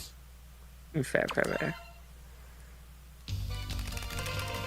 So now Repelforce has made it into space. The spaceport level is probably the shortest late game level. Okay, no, I lied. It's actually this level, and you're about to see why. But no, spaceport is short yet simple enough that the community actually enjoys it, myself included. It's a pretty good platforming challenge overall. And yeah, now we're moving into our next boss. Gasp! It's our intern, our good friend Double, whose name is Double because he's actually an agent. I'm gonna recycle you. And we'll see about that, buddy. We'll see. So you also saw a anime cutscene that I had to skip in the case of before we started the stage. So that's I guess that's where Zero's cutscene goes. Wait, no. Sorry. I'm actually lying. No, Zero's cutscene is what happens after the boss fight. Right. I'm sorry. If you know, you know. We're not going to see it here today, unfortunately, but yeah. So we did have to take care of Double because he was a double agent for Sigma. Tragic, I know, but yeah, that's Mega Man X for you. But he was our friend. Nah. So Double Cyclone. Actually, it's funny because the boss named Double is weak to the Double Cyclone. I just realized the irony of that. But it's actually kind of funny, yeah. It really is. So we just Also, try to that went by fast. So folks, pay attention to the text box real quickly. General. Oh. My fate is sealed. I have no choice. Did they fix the spelling error in this version? I was trying to show off the typo. That's so weird. I think I just... Yeah, only X5 as the typo. That's so odd. I never realized that they actually changed it in Legacy Collection. That's a shame. That's a shame right there, because I love pointing out the fact that he says General. as one of his text box headers. It's just funny. Also, I ran out of twin slasher ammo, unfortunately. So now I gotta buster him. That wasn't too bad of a fight, though. Because, yeah, Twin Slasher is his weakness, but again, I gotta be mindful of the fact that using the charge shots, I still lose ammo to that. And with that, we are now moving into the final level of the game, and that's a Mega Man X game without its boss refights. So here comes the boss rush. I'm going to start with Web Spider. We're going to see me utilize that little damage trick that Yato brought up in the first time that we fought him, but with a bit of a twist. I'm going to attempt to deal a lot of damage to him from above using the Nova Strike. There's a good chance this will fail, so I do apologize if that happens. Not much I can really do about that, but we'll see how it all plays out. The thing about hitting Web Spider with Twin Slasher, which is his weakness, is that you can also deal extra damage to him. I'll demonstrate it right now, but if you hit him from the web, yeah, that happens right there. So you're going to see me try to do that intentionally. Okay, that's not quite good. Aw, that sucked. Well, okay. Not happening today, but you get the whole idea, and you will see me pull off something very similar when we get to our Storm Owl refight, which is much easier to accomplish. I assure you that much if you want to learn it for yourself. Oh gosh, no. And there we go. Hey, at least we got to have him stumble to the ground a couple of times, so, you know, for the fans. That upgrade is so stupid. We should talk a little bit about sub-tanks, by the way, because this game not only introduces the weapon energy sub-tank, but also this is it's a lot more generous than in previous X titles, where you needed to have full health in order to fill up energy in order to get it to your sub-tank.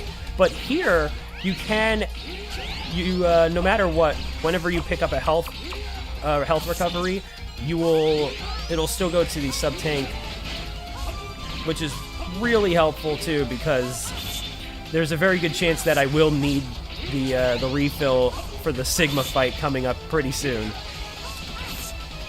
Yeah, the only thing is you will just get rewarded if you have full HP. Right. That's about it, but you still get some. Yeah, no, definitely so.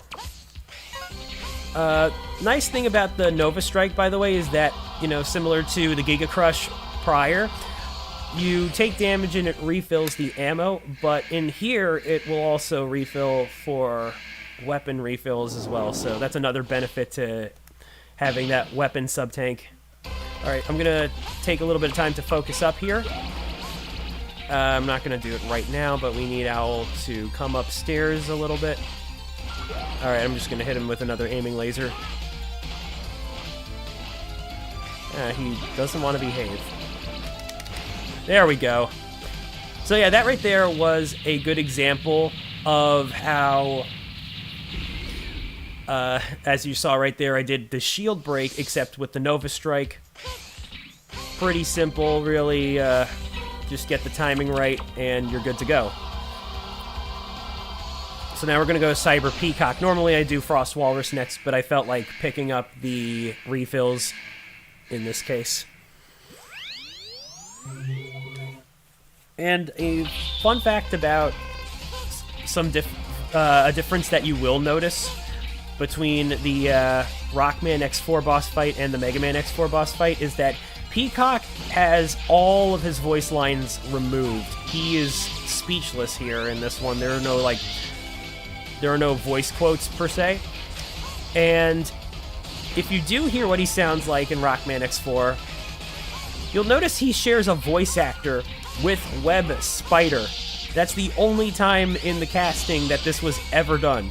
It is so weird, but funny as well, because he does manage to do a different enough voice that at least you can tell he's going for a different character, but otherwise it is the same tone. So I don't know why they double cast him for this, but shout out to him for pulling it off anyhow. And once more, shout outs to Frost Walrus. No, a little nod to my pal Chair G Tables, who said that very thing at Slurpathon when they raised Foxandra. Chair is a very good homie. What was that? I say shout outs to the fellas. Yes.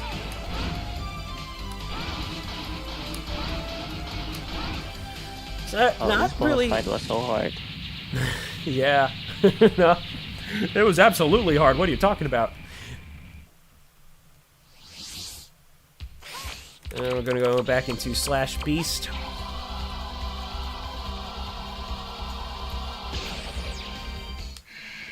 Now I will say, He doesn't do it here, right? He just jumps up. Or yeah, down, no, actually. he Yeah. doesn't. He just, yeah, that's the odd part about him. They don't like recreate his animation from the stage, but that's also because we're not on a train, so he has no reason to do it.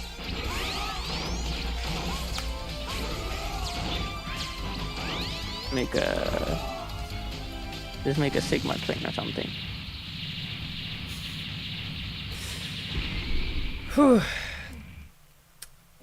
So that fight is as easy as it gets with X, for real. Like, Zero, again, another instance of Zero not having the weakness animation to be able to stun lock him in that way.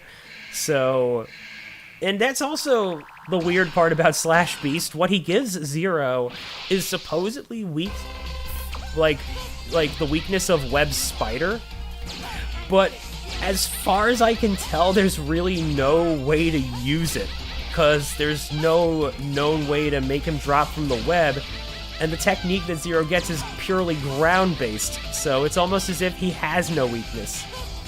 I swear, the oddities of X4 and Zero, eh? Probably gonna get the health drop, because I know for a fact I'm not PBing at this point, so we're just gonna ball for the safety.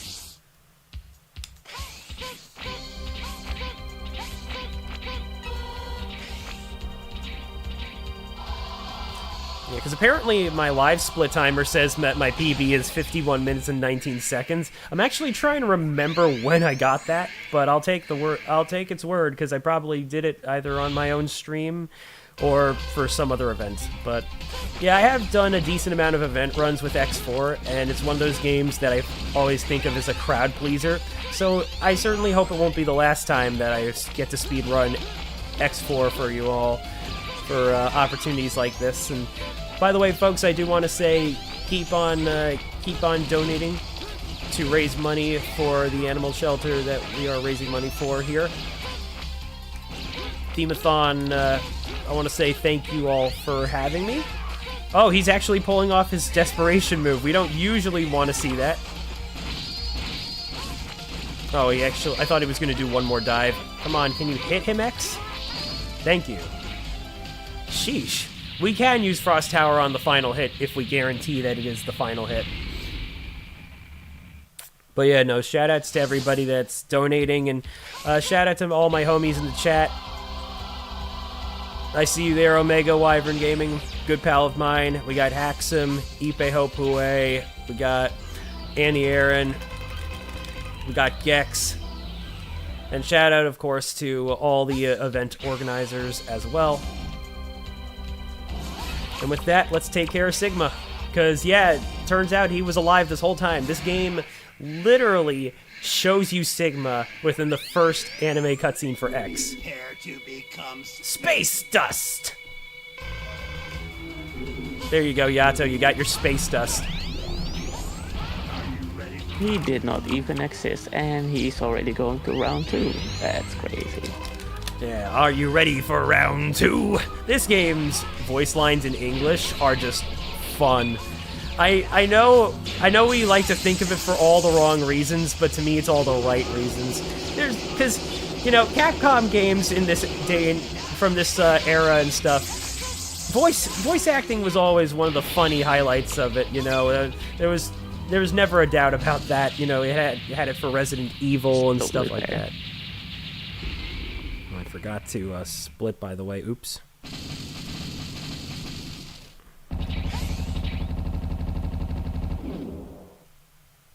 So now we have our final phase.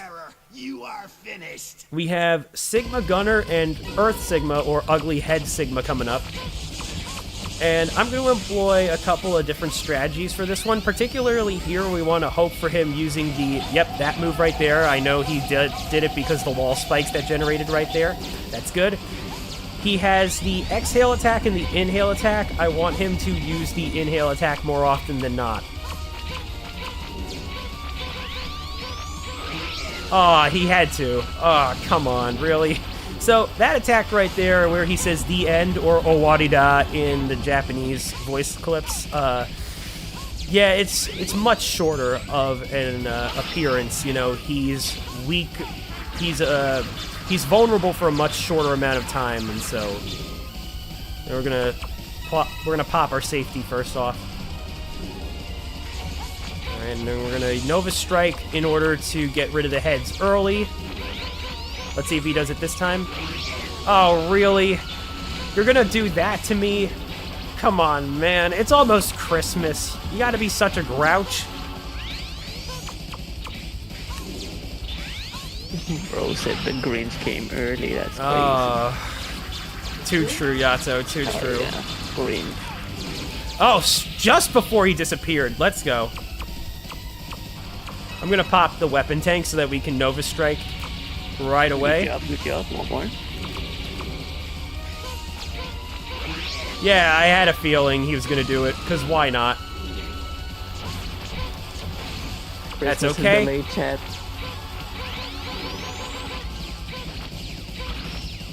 Finally, okay. Oh, game, could you please? And, oh, one more hit. Oh, phew! Okay, got him. And time will be coming up, but that'll be once I lose control of X once we get into the next room, so let's get ready.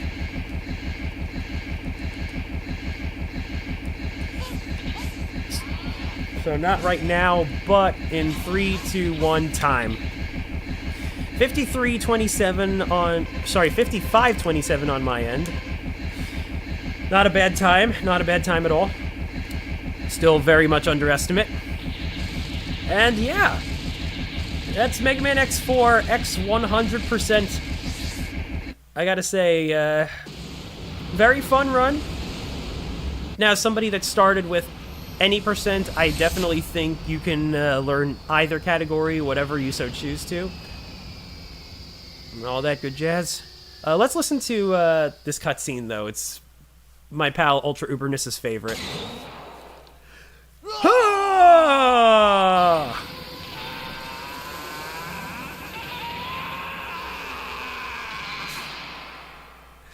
That voice clip, it clearly peaked. It clearly must have peaked during the recording session, I can only imagine. This is Maverick Hunter Headquarters. Zero.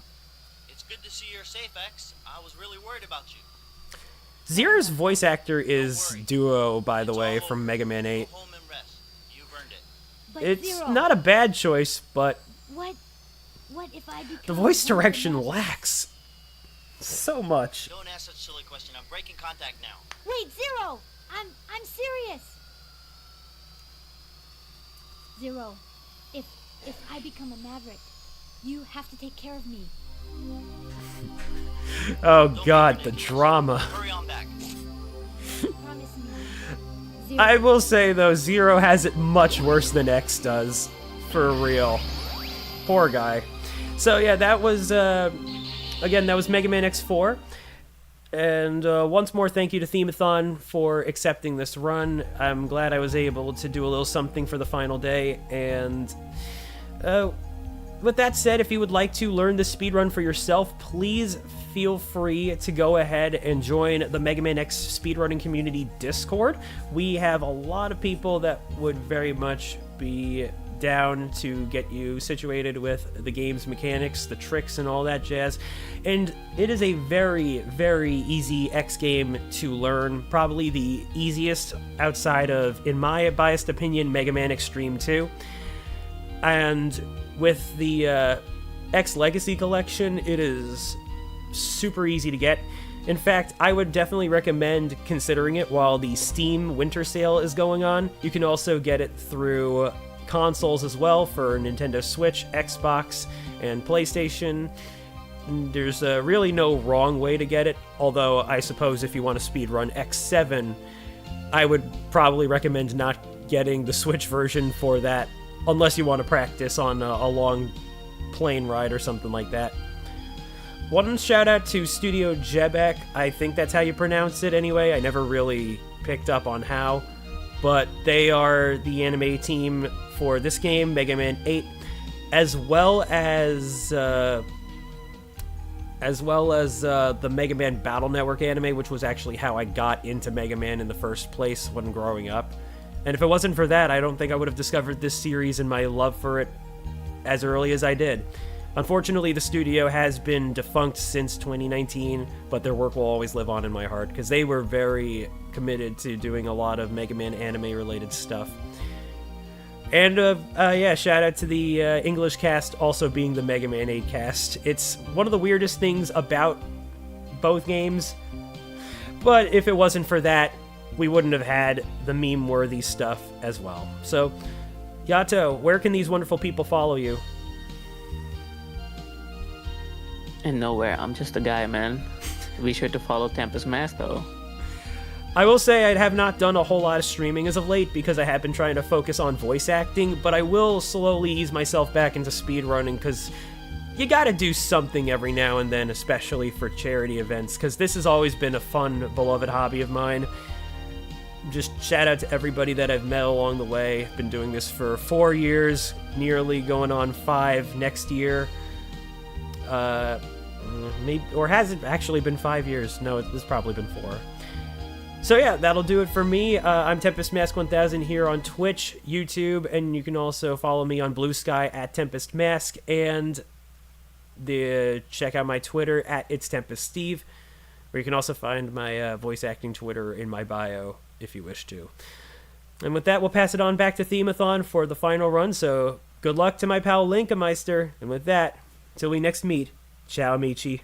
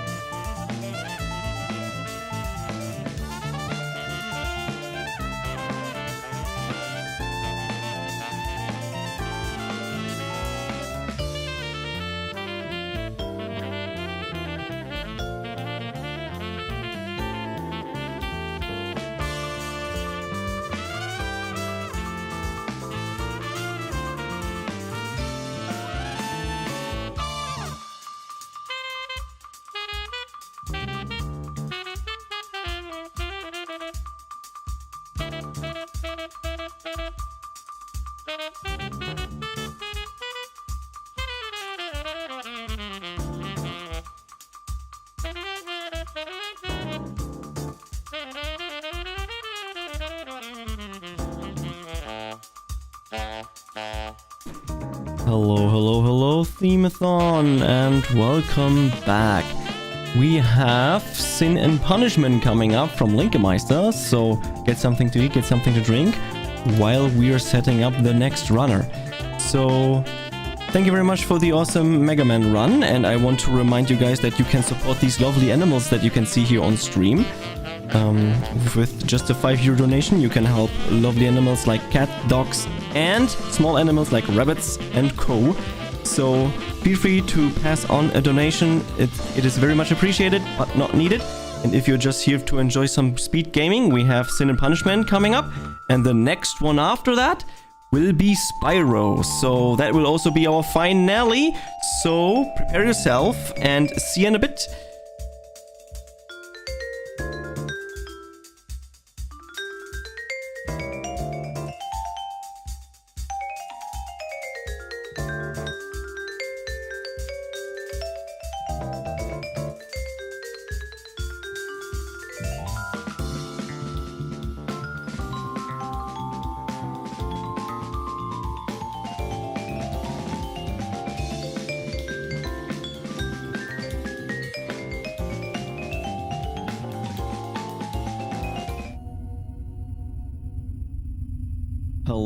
Hello, and welcome back to Themeathon. We have Lordmau5 here is going to show us Sin and Punishment. So introduce yourself and then tell me when to start the timer. Alright, so I'm Lordmau5. This is Sin and Punishment, an N64 game. Originally released only in Japan, but since Virtual Console it also got released outside Japan. So I'm playing the Wii Virtual Console version. I'm going to do it on normal difficulty. There's some slight changes between difficulties. It's an Unreal shooter, so it's just a bunch of shooting. I only have to move left and right and shoot in melee. That's all I have to do, and jump. But it's actually a pretty good game. It's made by Treasure, so we go right here. So I'm gonna count down from 3, and I'm gonna start to run. So we're gonna go 3, 2, 1, go. So I'm just gonna be shooting stuff. I technically don't really have to shoot everything. It's not necessary. Only necessity is just kill bosses when you have to. Also, you're gonna hear a lot of get bonus. That's a thing in this game. You're gonna hear it a lot. You see a hit counter every time I destroy something. When it gets to 100, I get an extra credit, and yeah, basically an extra continue. So I have manual aiming right now. I can also have lock on, but it shoots a bit slower. So I'm just gonna mostly just manual, mostly not manual aim at all. Mostly not. There are some spots I will use manual aim, just because when you melee certain projectiles, you can actually send them back towards the enemy that shot it. So sometimes I will be using manual aiming for those spots, but other than that, I mean auto aiming. I'm trying to pay attention to what I'm doing and speaking. It's difficult. Auto aim is what I'm going to use for projectiles. Manual aiming is what I do most of the game. Jeez, I clearly explained it wrong. My bad. It's always hard to concentrate on what you're doing, and speaking always seems to happen. I'm just not really doing anything. Just destroy these things. Enemies do drop either time, bonus, or health. And yes, yeah, there's basically a timer in the middle upper part. I've never had it run out anyway, so I can jump. So whenever I jump and hit the ground, I stop shooting for a split second. So I want to jump the least amount of times. Only when I need to jump, I will do it. There's also a melee. It only works if you're close by an enemy and then basically tap the shoot button. I played this game casually and didn't really do the tutorial fully, so I didn't know about the melee thing. So I got stuck at some point. To play this game, I do recommend doing the tutorial so you know ins and outs. Whoa, he's really going everywhere. So that's stage 0. There's a sequel to this one that has lots and lots of bosses in it. I do recommend playing that one too. It's on the Wii.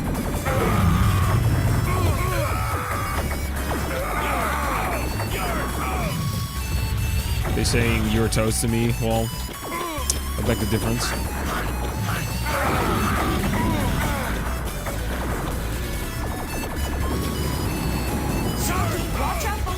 So yeah, I play as Saki. There's another character that I will play later on as. And we have another character here. I'm not gonna spoil it. Not right now. He's like an important character. Gonna make complete sense. Totally. You do need to watch the cutscenes, Joe. You already know what's happening. I'm not exactly sure what's actually happening. I haven't really listened to the story for quite a while, so I don't know what's happening.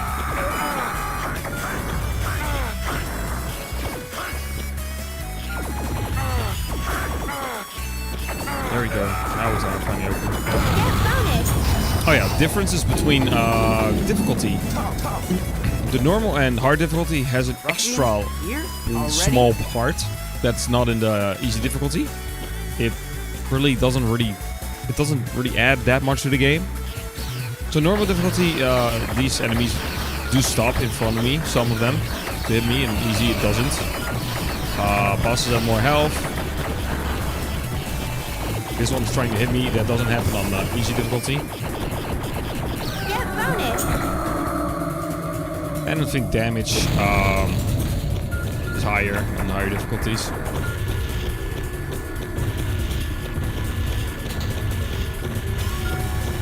Here's a part where I'm gonna melee.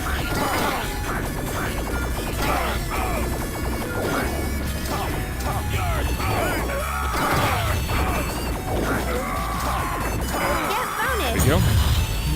Iron, cover our back. For this part, I'm just gonna make sure I hit the main body. You can also hit the turrets on the shoulders, which I'm not gonna do. It doesn't really do much to the damage, as far as I know. For this part. Wait, there's also a dodge mechanic if you double tap left or right. Also, do not want to do that because wrong button.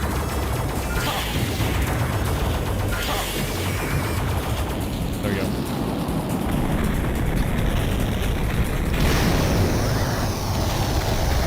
And that's that stage. There's also a few unlockables. If you play the game on hard, you can unlock turbo mode, so you play twice as fast. There's also a frame skip option. I think it just does what it says. But only if you complete hard difficulty. It's actually, at least in my opinion, it was pretty difficult, like legit. Normal is not hard at all, but when you play hard, it's actually difficult.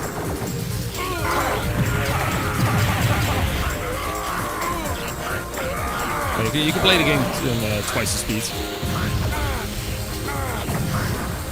Also, these lasers on the sides, they only appear on normal and hard. Oh, I'm not really paying attention to what I'm doing.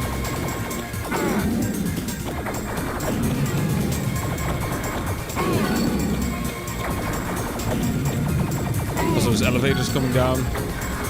They appear on high difficulty.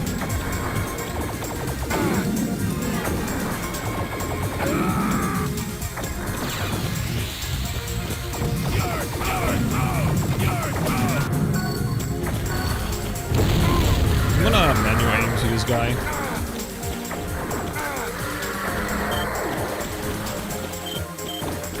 Because those flying enemies there will send projectiles towards me that I can actually slash back.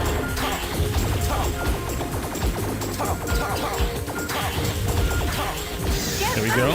It's actually handy there because he keeps jumping and it's really difficult to keep the aiming on top of the enemy. Capturing Radon is our top priority. So I'm gonna move to the side. That's the boss we're gonna see later on.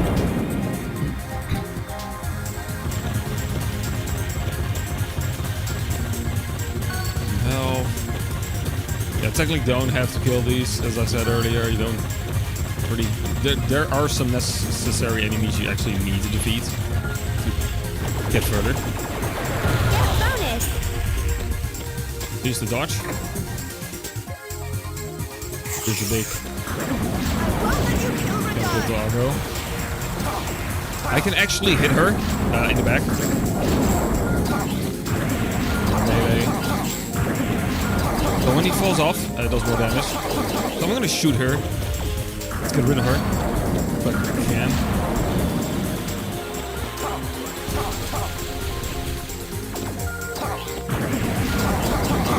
Ah, you should have fell down.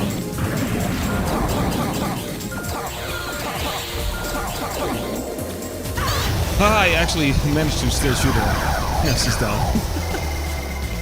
So if you don't do the tutorial, you play this game just without doing it, you don't know what to do soonish.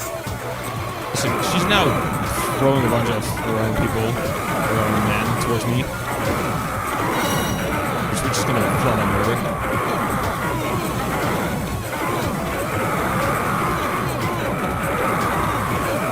Again, I just do not have to do this technically. It only makes the end screen with the points and such maybe a few frames longer.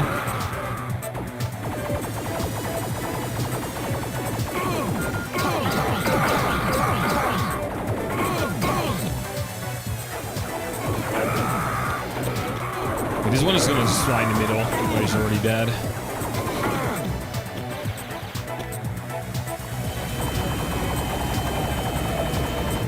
This is smart. If you don't know how to melee, you don't know that you have to do that. Also, now we're a big robot, so the character we played as can transform into this.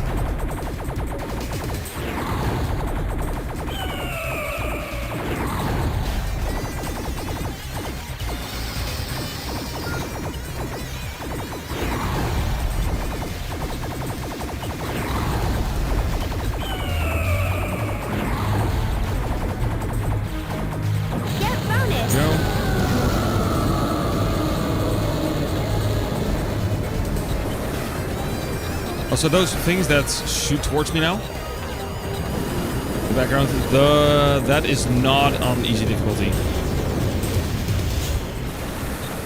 Part of normal and hard.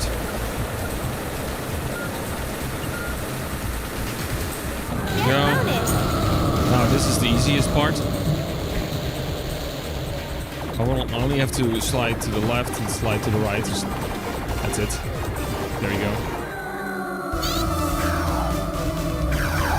Okay, this part is maybe a frame or something longer if you do more points. Maybe not, I don't know.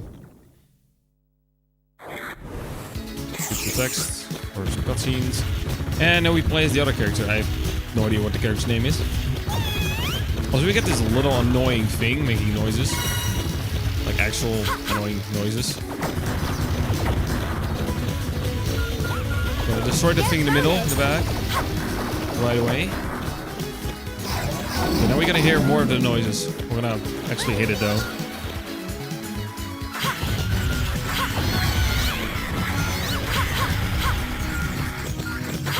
I barely missed that, bro. Now we're gonna hit it. I will not let you kill Leda. Get bonus. Name is Leda.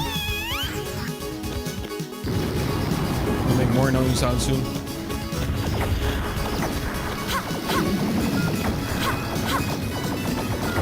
We'll destroy the thing in the background again. It's gonna make a turret appear, which I don't want to deal with.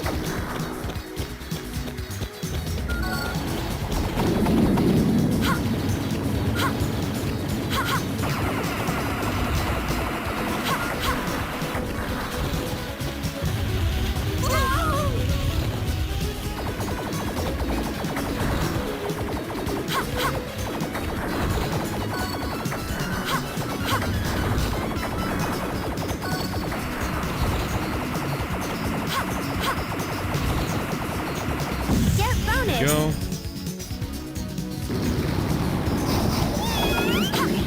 And now we're gonna hear it more, the annoying noise.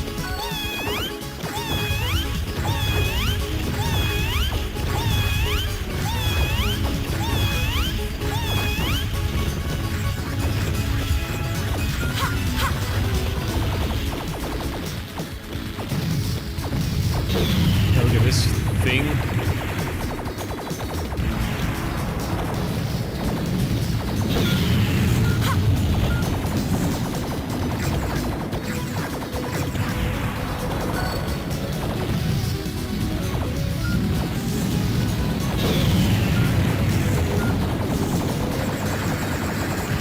we go. Wait, there's a character inside the blob. He's not inside the blob. It's the character you saw early in the game.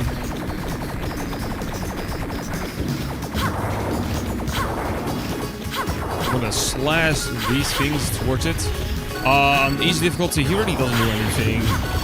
He just runs away, that's it. But on normal and hard, it actually doesn't attack. Only seen on those difficulties.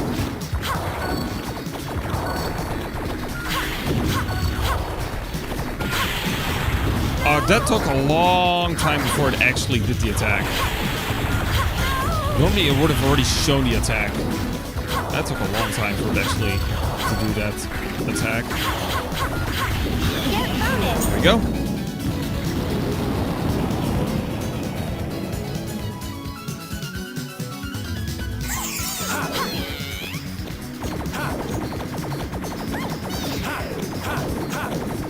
I want to destroy the little annoyance. There we go. So here's Brad. We're gonna melee. You just have to manage the melee attack and that's it. It's gonna quote unquote break the window and it's still there. And even now it's still there. It has apparently multiple layers of glass. So we're gonna smash Brad out of the window. There we go.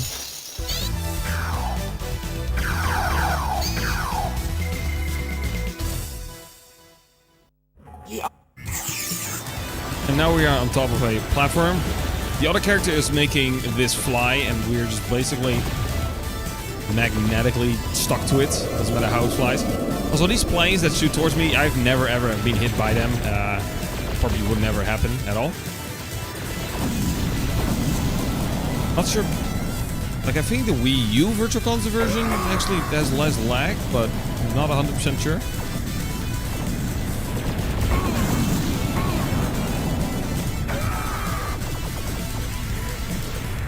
Also, these characters that there, it only flashes and they don't shoot. It's literally just a 2D sprite or well 2D plane. It's flat texture basically. It's not 3D, so they don't shoot towards me. Just there for the sake of not having empty ships. They do make noises if I destroy them. Oh, these turrets are the speed of the rate of fire is bound to difficulty. If you play in the hardest difficulty, they shoot pretty fast.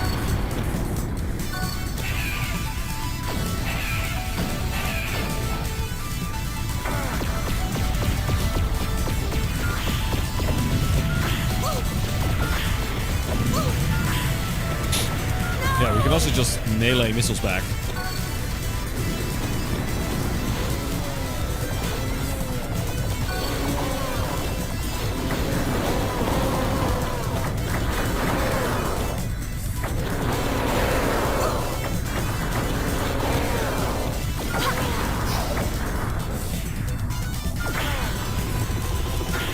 Use the missiles to destroy the helicopters because I'm not able to destroy them with just normal shots. So, go. Get bonus. Get some health.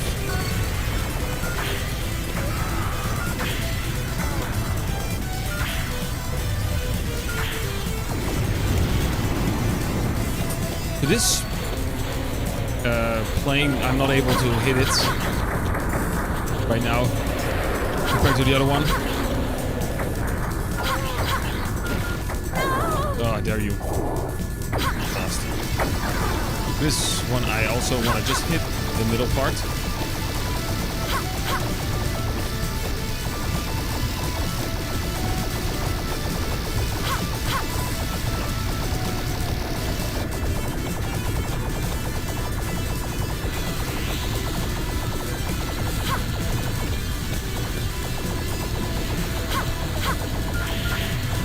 There we go.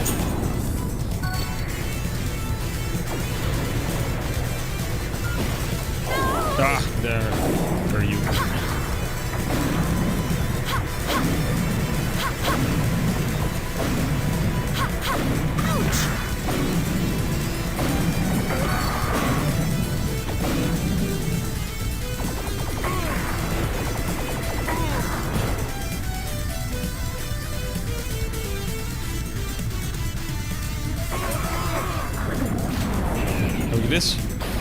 annoying enemy.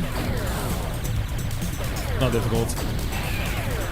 Oh, wow, I get patterns where I don't have to jump at all. Cool.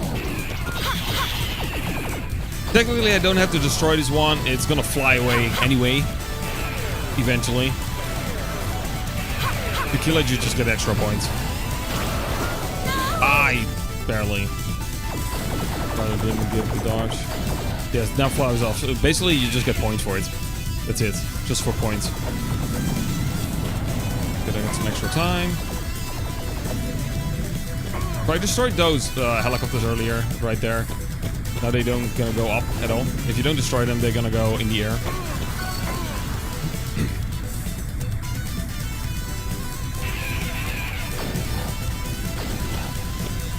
It upside down.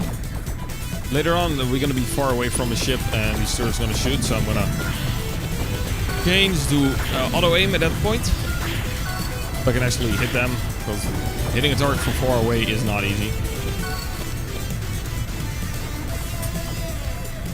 Good anyway. I see a bunch of enemies. Just, they do nothing. So there's gonna be some helicopters again. That should have hit the helicopter. It actually did hit it, but it didn't destroy it. Okay. That clearly hit the helicopter. And this part is annoying.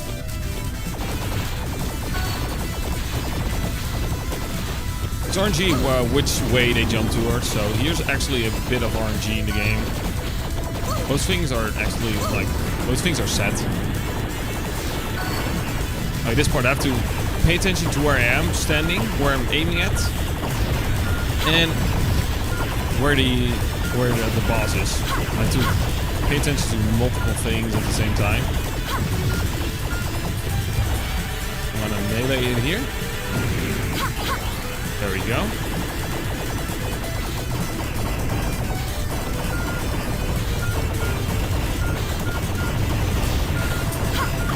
Stop, bro. What? Get destroyed. There you go. For some people, that can actually be pretty difficult. Because you have to do multiple things at the same time. And pay attention to multiple things. So.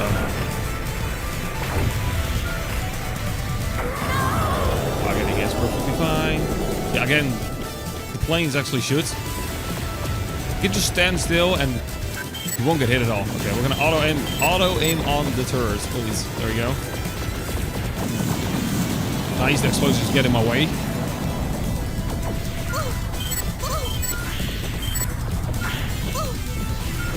I didn't want to dodge there. That tends to happen that I accidentally pressed the left or right twice when I actually don't do it. I've used this controller for quite a while, so could just the D-pad, the context being a bit dirty, registering multiple inputs. Okay, soon we're gonna see those enemies up close.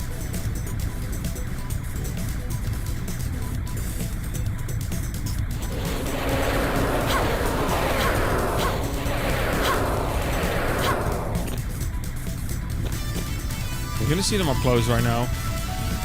Look, they are actually just 2D plane. Nothing more, nothing less. Yeah, see, I didn't have to shoot at all. I could just stand still and never get hit.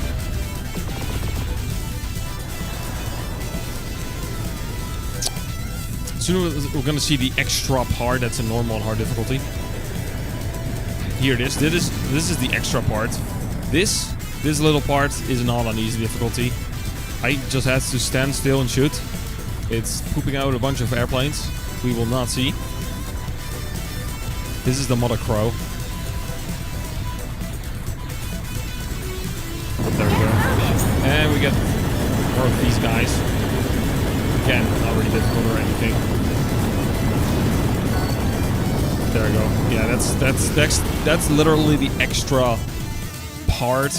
The extra little bit on normal and hard difficulty. Oh yeah, Brad is now on an airplane. I'm gonna hit these missiles. There we go, I hit all of them. Again, I want to hit them. Oh, bruh. How dare you. I am mashing my melee button. That's disappointing.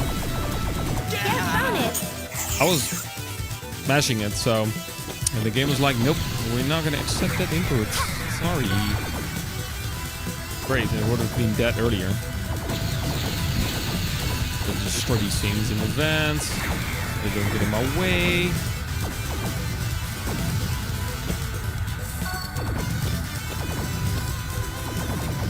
It's actually been a while since I actually last did this game for a marathon. I've never done a hard difficulty run at all. It definitely takes practice.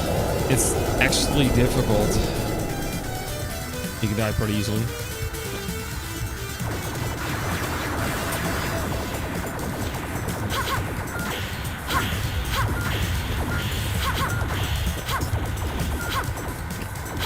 Yeah, I was a bit too far to the right, so those missiles weren't close to me. There's just small bits here and there where you can actually save time if you do it correctly. Time I have is not close to world record at all.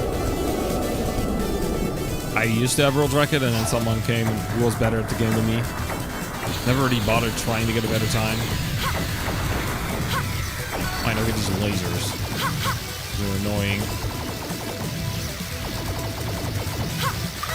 Bruh.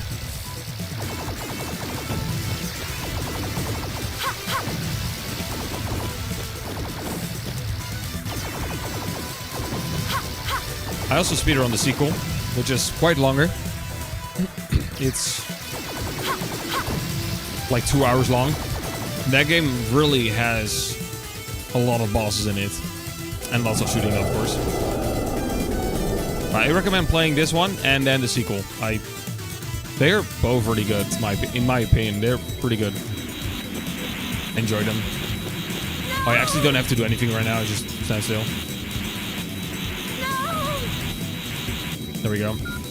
Wait, this is the only one where we get no bonus whatsoever at all. Like, no bonus.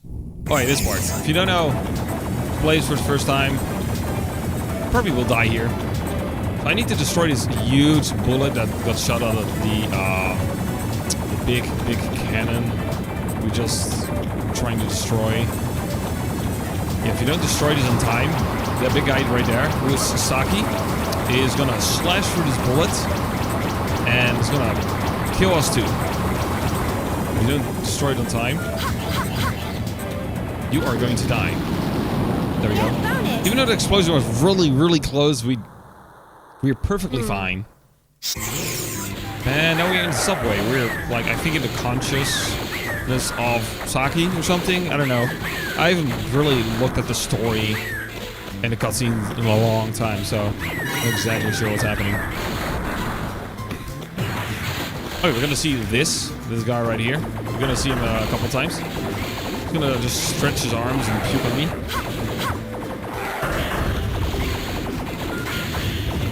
Get bonus. There are also the turbo modes, speedruns. Those exist.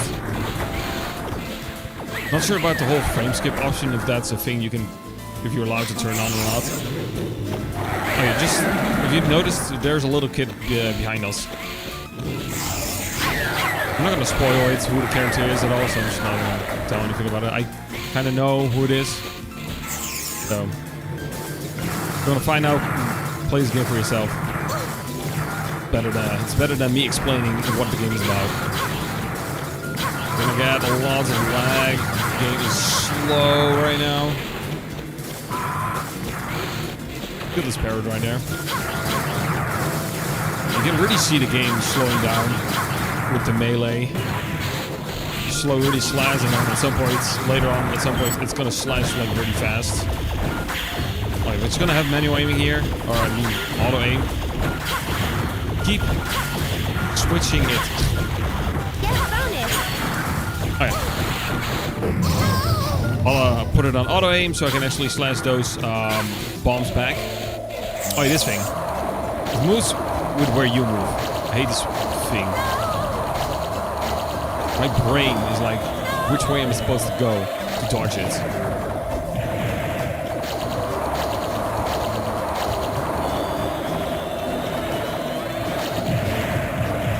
Ooh. There we go. Get bonus. That kind of messes with my brain.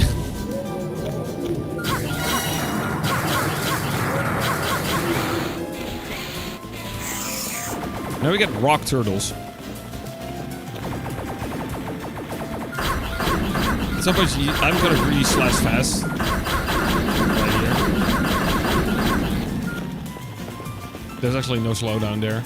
But when there's slowdown, you slash so slow.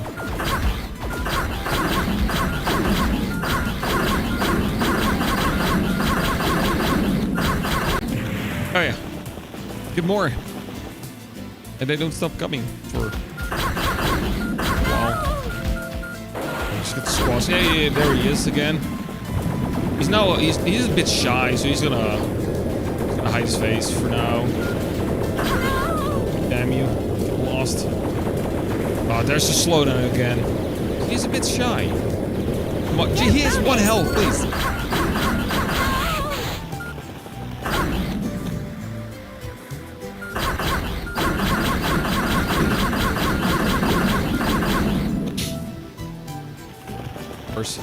More.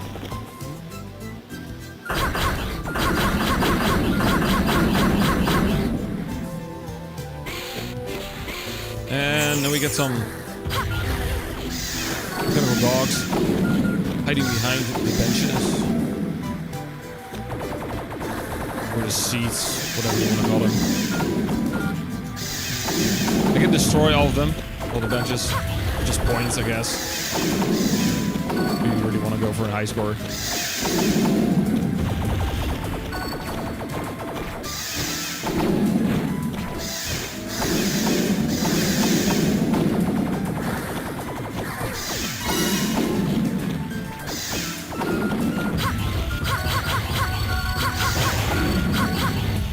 Here he is again. He's gonna do a fake out every now and then. He's like, I'm gonna punch it then. He's like, no. Bait it. Wait, those enemies are gonna suicide bomb me now. Basically, just gonna blow themselves up. Where's his open hit there?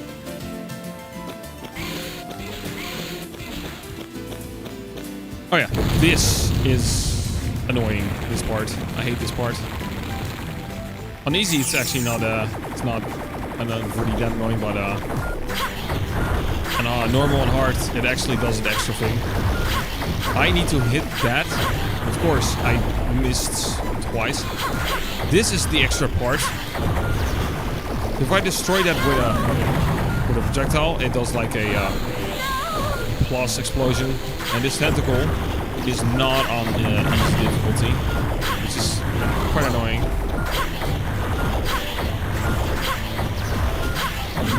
There we go.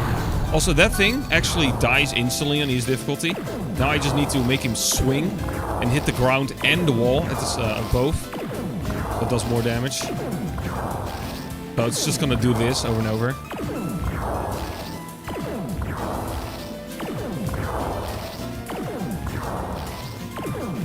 There we go. And that's that stage.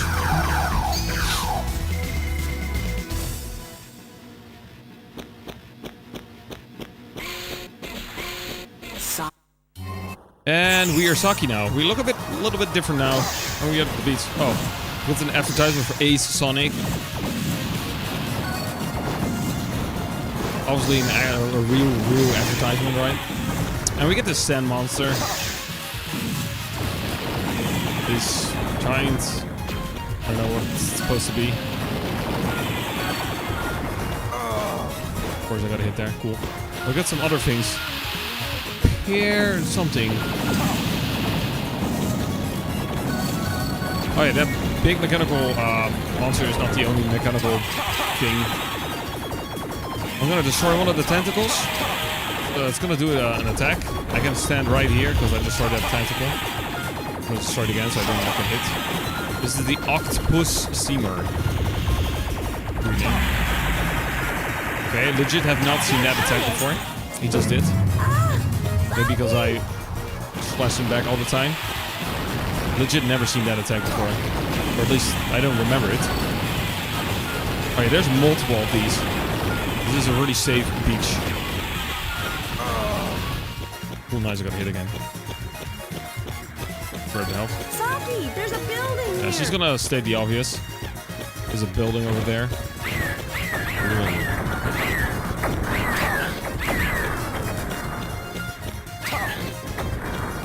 I'm gonna destroy the spiders first, or else they're gonna go towards me. The boss is doing nothing until I actually start hitting. So I'm gonna go left and right, and do the opposite with the stick. Also go left and right, but the opposite of which way I'm going. That actually went pretty well.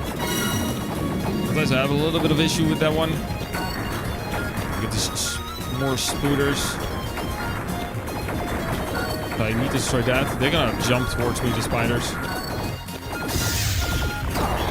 Gonna make these green ones appear, they explode. We're gonna get these that actually do another attack that I want to destroy before they actually do it. Yeah, there's that one actually still up there. Back in.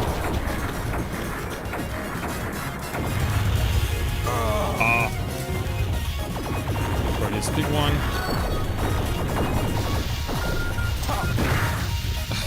There's so much stuff in front of me. I did not want to dodge there.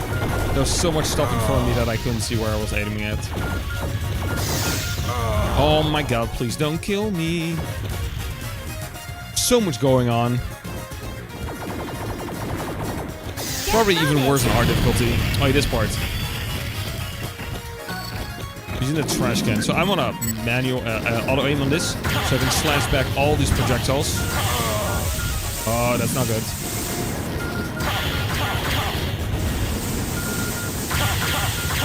Okay, good. If I don't kill him fast enough, he's gonna get on the stoves, and it's gonna be a longer fight. Alright, this is the only stage where I have to go to the right. I think it's faster just keep rolling. Gonna roll to the right and hopefully not get hit. Come on, go faster. The only time it's not really an unreal shooter. The lag is real. The lag. I'm just gonna roll through this thing.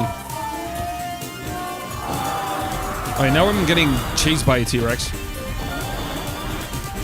You can definitely notice the moments when it's lagging.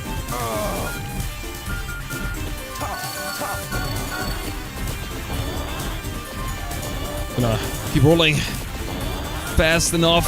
No, don't want to get a hit. Stop. Do not. Don't you dare hit me. Oh my god, this is annoying. Oh my god, please. Just roll faster. Go. There we go. I definitely need help. Oh my god.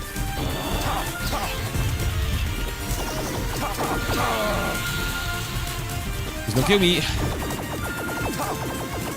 Just destroy it. Come on. Die.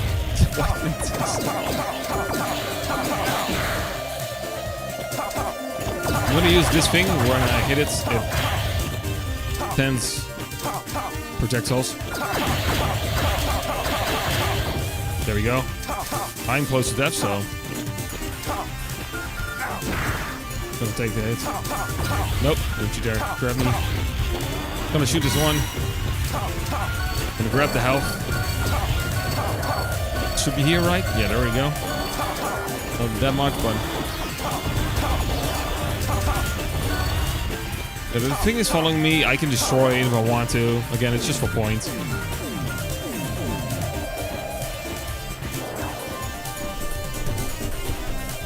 I'm gonna go up here. I want to grab the health. I definitely need the health. Alright, now we get the on-rail shooter part again. So we're done walking. That was the only part where you actually have to walk yourself. And the rolling runs really well.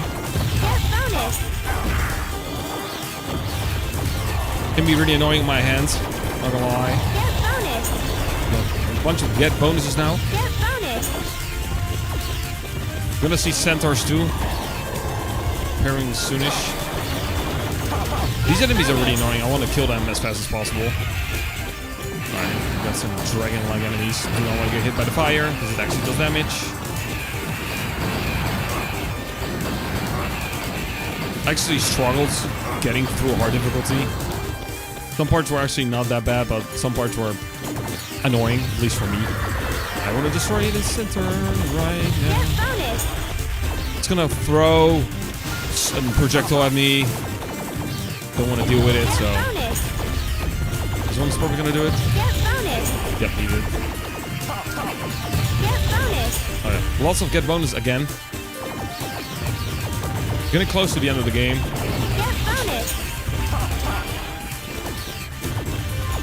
Again, lots of things you can shoot just to get points. Look at this thing. This is the man seamer. Nice. I definitely hit jump twice. Alright, now we get lots and lots of things shooting at me. So I'm definitely gonna get hit here. I could die. We'll see. Don't you dare hit me.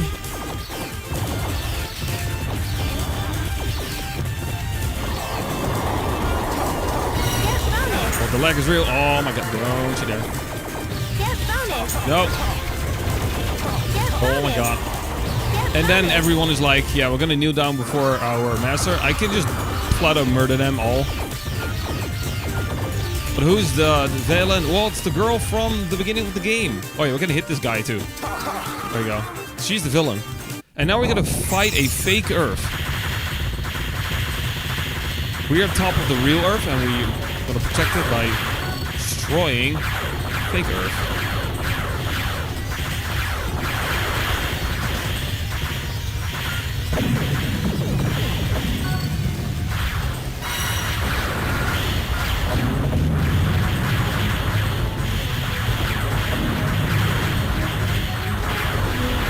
When I destroy this boss, that's when time is.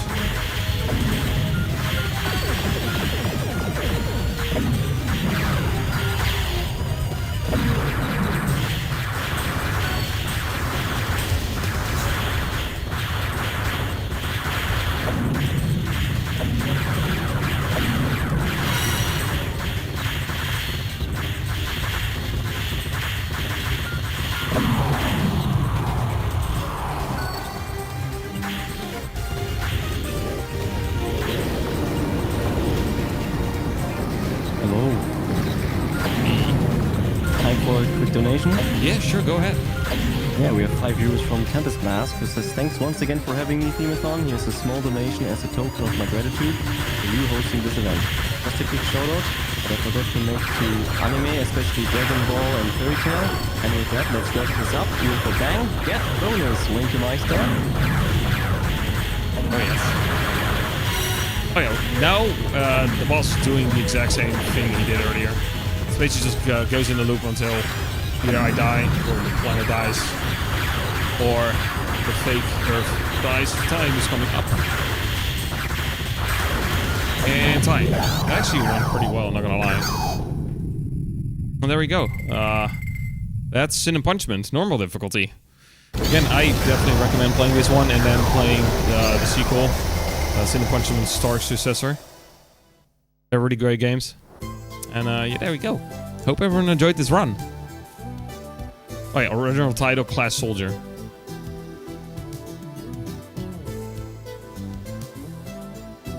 Alright, thank you very much for running, and then we are heading to the final game of the marathon. So thank you very much. No problem. And see you in a bit.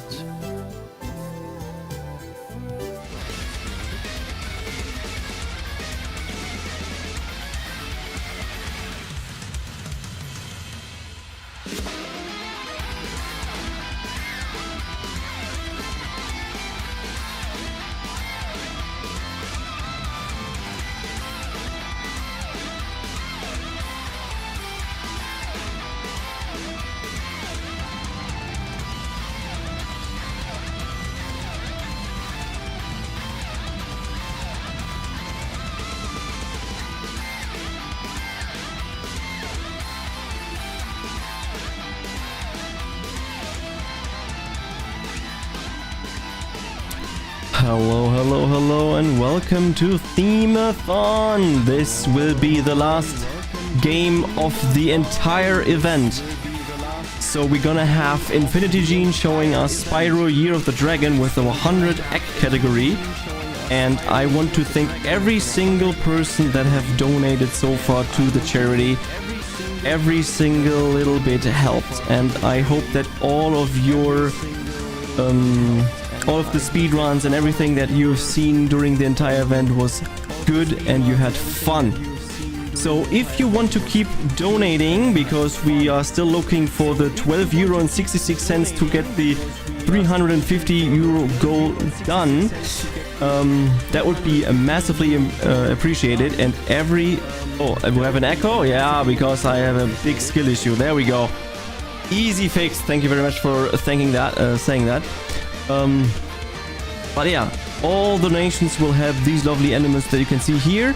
So every little bit is appreciated, and thank you very much for telling me the echo again. During the last run, which will happen now, we will donate all the proceeds that we have made through Twitch. So at some point in the run, I'm going to throw in the entire money that we have made there. And yeah, if you want to be part of another marathon that we are hosting, just join our Discord. And just a small reminder, over Christmas, so on the 24th, 26th, 25th and the 26th, we will be running reruns of all the runs that we had during all the 4 days on this channel. So if you want to watch them and you have missed a run and you really want to watch one, check out this channel during Christmas, if you have time, of course.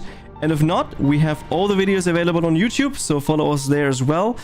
And the videos of this day will be available tomorrow on our YouTube channel, so subscribe there. So we will be right back with the last run from Infinity Gene.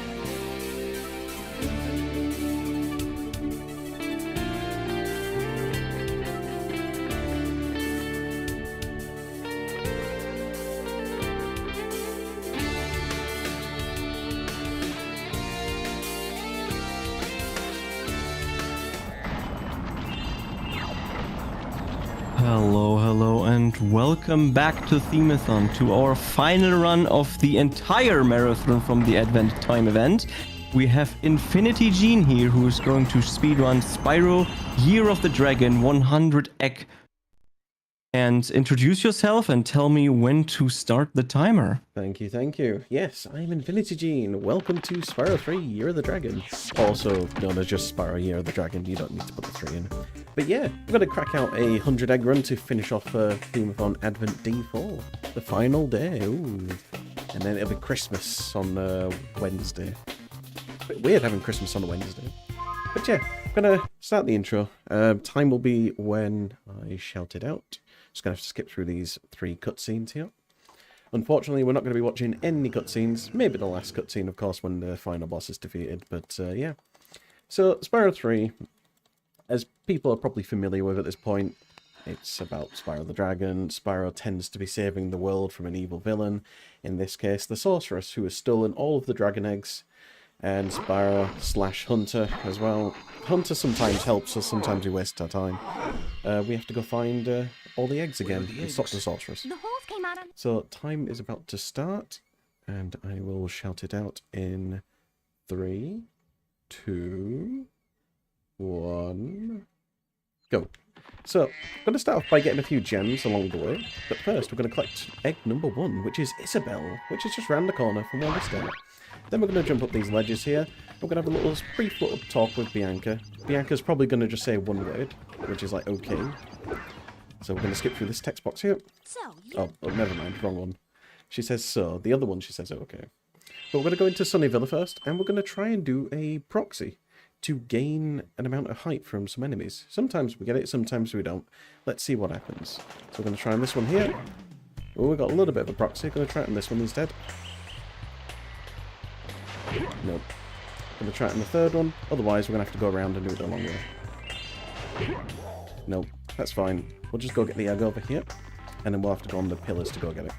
So ideally, I'm trying to look for a high proxy so I can get enough height to get another egg early without having to go this way. But this is fine. We can always just go this way. We've got another proxy we can do towards the end of this level.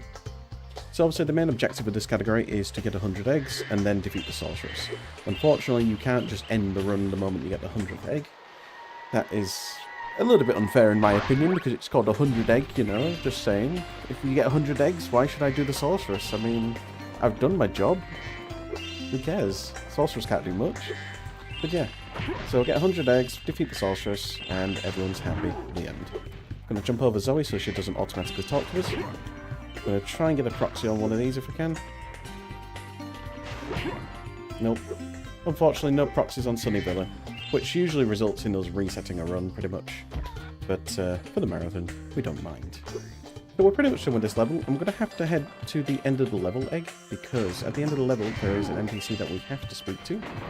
In the first 3 hub worlds, the NPCs are used to bring down the vehicle, where we can transport to the next hub world. In the final one, we don't need to worry about that in this case, because the NPCs there will just give us an egg and then they'll just disappear. So, pretty much on all levels, we're going to be getting the end of level egg, but we're also going to be getting the majority of eggs in every single level that we enter. So from here, we're going to collect a few more gems as well. Roundabout, we're going to be collecting about 300 gems for the Moneybag store, potentially. We may not need to pay Moneybags later. It all depends on if we get a proxy in a future level. So we're going to head into Cloud Spires. Cloud Spires, it's a relatively quick level. It's got like 2 minigames to it. And we're going to go straight to one of those minigames at the start of the level. So normally you'd have to go around, activate all these bellows here, on all these moving platforms, etc, etc. There's a Moneybags payment here as well. We're not going to do that. We're just going to skip all that.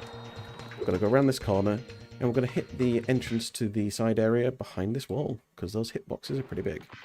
We're now into the Sunseed minigame area, where we have to direct 3 Sunseeds into the lava pit down at the bottom here. Like so. There's the first one. Each Sunseed will take a different path, so this time it's going to take the right path this time. And we're just going to keep following it and burning it. If we don't hurry up, the Sunseed will burn out, like that, nearly. You've still got a bit of time, of course, so not to worry. Just got to make sure not to fall off. Gonna go for the last one now. And then once we do this, we get another delicious egg. So we love our eggs. Gonna hop over here. Burn that, just jump over that, burn again. There we go. And you can mash triangle on this level specifically to skip the sort of in-game cutscenes, pretty much. So we're going to skip Lulu, leave the level quickly by pausing and going on exit area, which is a lot quicker. Then we're going to go to this NPC here. Just going to mash through the text boxes quickly. So on this little text box here, there is a way to burn the NPC and also skip waiting for the NPC to go into the portal, which saves you a couple seconds. But for marathon's sake, we're not going to do it because there's a chance that we can softlock the game. So now we're going to go into the sort of spirit minigame here. We're going to have to fly on the super glide or super glide power-up, burning 6 of these dark spirits where the bells are, so the cloud in the middle can start raining all over the place. Going to hit the last one. Oops. Going to mash triangle. There we go. The reason why I had to mash triangle there is just to make sure that the thief doesn't move. Gonna get Jake, and hopefully we're gonna get the thief straight away. Get another egg straight away. Easy peasy. So here we're gonna jump and then pause the game, and then go exit area. The reason we're doing that is because when we leave the area now, we get an extra bit of height to go over here, which you're not meant to normally do. I'm going to go over here, kill this mandatory enemy, because if you don't kill that enemy, you can't actually collect this egg. There is a specific trigger in the game which prevents you from collecting the egg until that enemy is defeated, basically. Same for this egg over here as well. You have to kill the enemy first, and then you can get it. Because even if you try and go for the egg, it just won't do anything. So now we're done with Cloud Spires. We've got a little cutscene here called The Second Warning. And we're going to just mash through this one. We get to see a little glimpse of the of Bianca just from the tree there. There we go. And now we're going to attempt to do a thing called a whirlwind bypass, which allows us to swim in the air if we can perform this trick right. So what we're going to do is we're going to fly over here. We're going to get these 2 barrels just for some more gems as a backup for later. Hunter flies across the screen for us. Oh. And then he realizes he's got an egg in his pocket, and we're like, thanks, Hunter. Shame on you. So we pick up Coltrane, we go down here, get a few more gems, and then we fly over here. So what we're going to do is we're going to try and fly here. Oops. Probably going to have to do that again. But the idea is we're trying to get onto that ledge over there on the wall, which is unintentional. And then we're attempting to fly out of bounds into the water area, basically. So we're trying to hit, like, the edge of the water section, basically. So we're going to go try and do this again. That looks okay. So we're going to go charge down here. There we go. And now we're swimming in the air. Magic. And that means we can go straight to this egg. And easy peasy. Now we're going to go into the Sheila minigame. The Sheila's Alp level. Now, normally you would have to pay money back, some hard-earned gems. Instead, we're going to go underneath here and go into the level. Because in this game, all the portals that haven't been put into their archways yet are loaded underneath their arches. So if you go out of bounds, you can access them. Time for 2 quick donations? Yeah, absolutely. I was about to shout that then. Go for it. Ah, good. We have 50 euros from the Themeathon team, which says thanks for all the lovely runners, viewers, staff that helped us to make this event such a wonderful time. This will cover all the proceeds we made during all 4 Advent days. We wish you all a wonderful Christmas time and a good start into the new year. See you next year. And then we got 23 euros from Rico saying here's to a wonderful event supporting a wonderful cause. And this also pushed us over 400 euros. Woo! Well done. Oh, that's lovely. That's really nice to hear. Well done. But yeah, I've always enjoyed joining in with the Themeathon events for sure when they started back this year. It's been an absolute pleasure to run them, and I appreciate you giving me the opportunity to do so. And I look forward to doing more if I don't get hit by that Rhinoc 1,000 times. Right, so now we're in the Sheila stage here. We're just going to be playing as Sheila temporarily, just so we can pick up some more eggs. This level is mandatory for 2 reasons. One, because you need Sheila, the NPC itself, for the vehicle at the end. And 2, without completing this level, you can't do any of the other Sheila stages, unless you can go out of bounds to do so. Just going to collect a few more gems, just in case. We're probably a little bit over here. Got to collect this last egg, known as Nan, which is a heck of a name. And then we're going to leave that level. So yeah, as you saw, like before we entered the level, we went out of bounds, did the air swim. We're going to be performing numerous air swims in different levels, and you're going to see different methods on how that's done. Moneybags is starstruck right now, thinking, wait, how on earth did you get in that minigame, at that level then? And like, magic. Kind of feel sorry for Moneybags because he's kind of out of the business really now, because we're not really paying him for it again. So what we're going to do here is we're going to get this egg from this rock first, and then we're going to go into Molten Crater. Now, from the very beginning of Molten Crater, we're going to attempt a ball proxy, which requires a little bit of timing. There's a chance to not get it, and if you don't get it, you've got a second chance to try for it if you want. So we're going to try and do it here. Nope. So I'm going to try and do it again. And if I do it a second time, or if I attempt it a second time, I actually don't lose any time. Because what we're going to try and do, hopefully, here is try and pick up this egg if I can, and then fall out. What that does is we collect the egg, but it doesn't save the checkpoint there because it puts us back at the beginning. Look at that. And that's the ball proxy. Essentially, I didn't lose any time there, so yeah, really happy with that. So now we're going into the thief area to go chase down 2 thieves. The first thief here we want to chase without the super law charge thingamabob. There we go. Try and get close as you can and just burn charge, flame charge. Burn charge? Burn charge? That's not a phrase I would say. Hey, there. And now we're going to use the supercharge to dash into this next one and burn it as well. This one also uses it too. There we go. Easy peasy. So now we've got these 2 eggs, we're going to go into the Sergeant Bird minigame. Now, normally Sergeant Bird is locked until we do his level, which is located in the second hub world, as you can see from the closed door. But what we can do, if I can get on this pedestal, is go over here, charge onto the top of the roof, and then just charge here. Because the hitbox for the pole is that big, you can just go on the roof and go inside it. So Sergeant Bird's area is kind of difficult. What we're doing here is we're going over here. Just going to hit this rock, and that's it. That's how difficult it was. It was pretty challenging, that, to be honest. And now we leave. That's the only egg we collect from there because it's the only it's the more convenient egg to collect, basically. Because in this run, you're going to be pretty much going for any eggs that are just more quicker to go for, really. You're not really going to go for every single egg. I nearly tried to split my keyboard then, thinking I'm actually doing an actual speedrun, but that's muscle memory. So now we've done with Molten Crater. Now we're going to go into the lake. In the hub world, I'm going to go collect an egg in the water. I'm going to try and maintain sparks at gold as well, because we're going to need sparks for later. And it's better to heal before you enter the level, because it's kind of awkward to get some healing in here sometimes. Yay! So heal up as a portable seashell shore, if I can pronounce that correctly. Seashell shore, it's an interesting level. There's a couple areas where the game can crash, but only if you do things incorrectly, basically. So we're going to head to the Sheila level first, pretty much. But first we're going to collect an egg in the water over here. I'm going to jump over Zoe there, so she doesn't talk to us. What am I doing? Why am I pressing pause? I don't know why then, but for a moment I just thought I was doing a text box then, and I was trying to mash start and X, and I'm like, huh? That's not what I meant to do. So we're just going to get past this guy, bash that into him, and then just charge across him. I'm going to hold forward here so I don't get knocked back by charging into that wooden plank. Going to go over here, do a spin jump, and then just charge to the Sheila portal. So, in this minigame here, we need to destroy some of the the cannons and some of the enemy spawns, basically, to get the egg. The problem is, this area is kind of laggy when you do it really quickly. And it's also even laggier if you do it in the wrong order.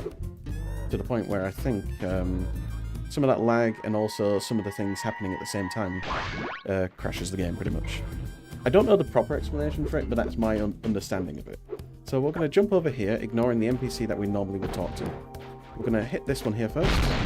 So as you can see, when we destroy them, you can see it's a little bit laggy sometimes.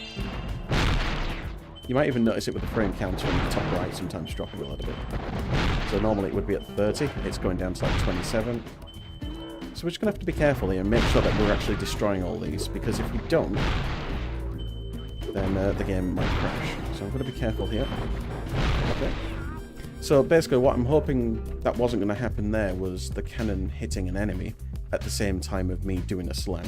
Because if that happens, the game most likely will crash. So we blow up that little castle there, and then we get a lovely egg for our trouble. Somehow this seal is in perfect condition after that explosion. I don't know what their skin's made of. Who knows? So we're going to go over to the left here. I'm going to try and glide over to Sledge on here. And now we're going to go into the first mini-boss of the game. So mini-bosses will yield us another egg, but obviously they're mini-bosses for a reason, so they're a little bit challenging compared to some of the other areas. So with this one here, we're going to be shooting shots towards, or rockets towards Bluto. Or torpedoes, they're more like torpedoes to be honest. Bluto's also going to try and charge towards us, we're just going to keep shooting him. Just going to try and blow him for a second. That'll do, I guess. It's going to shoot a rocket at me now. I'll wait till it comes back up.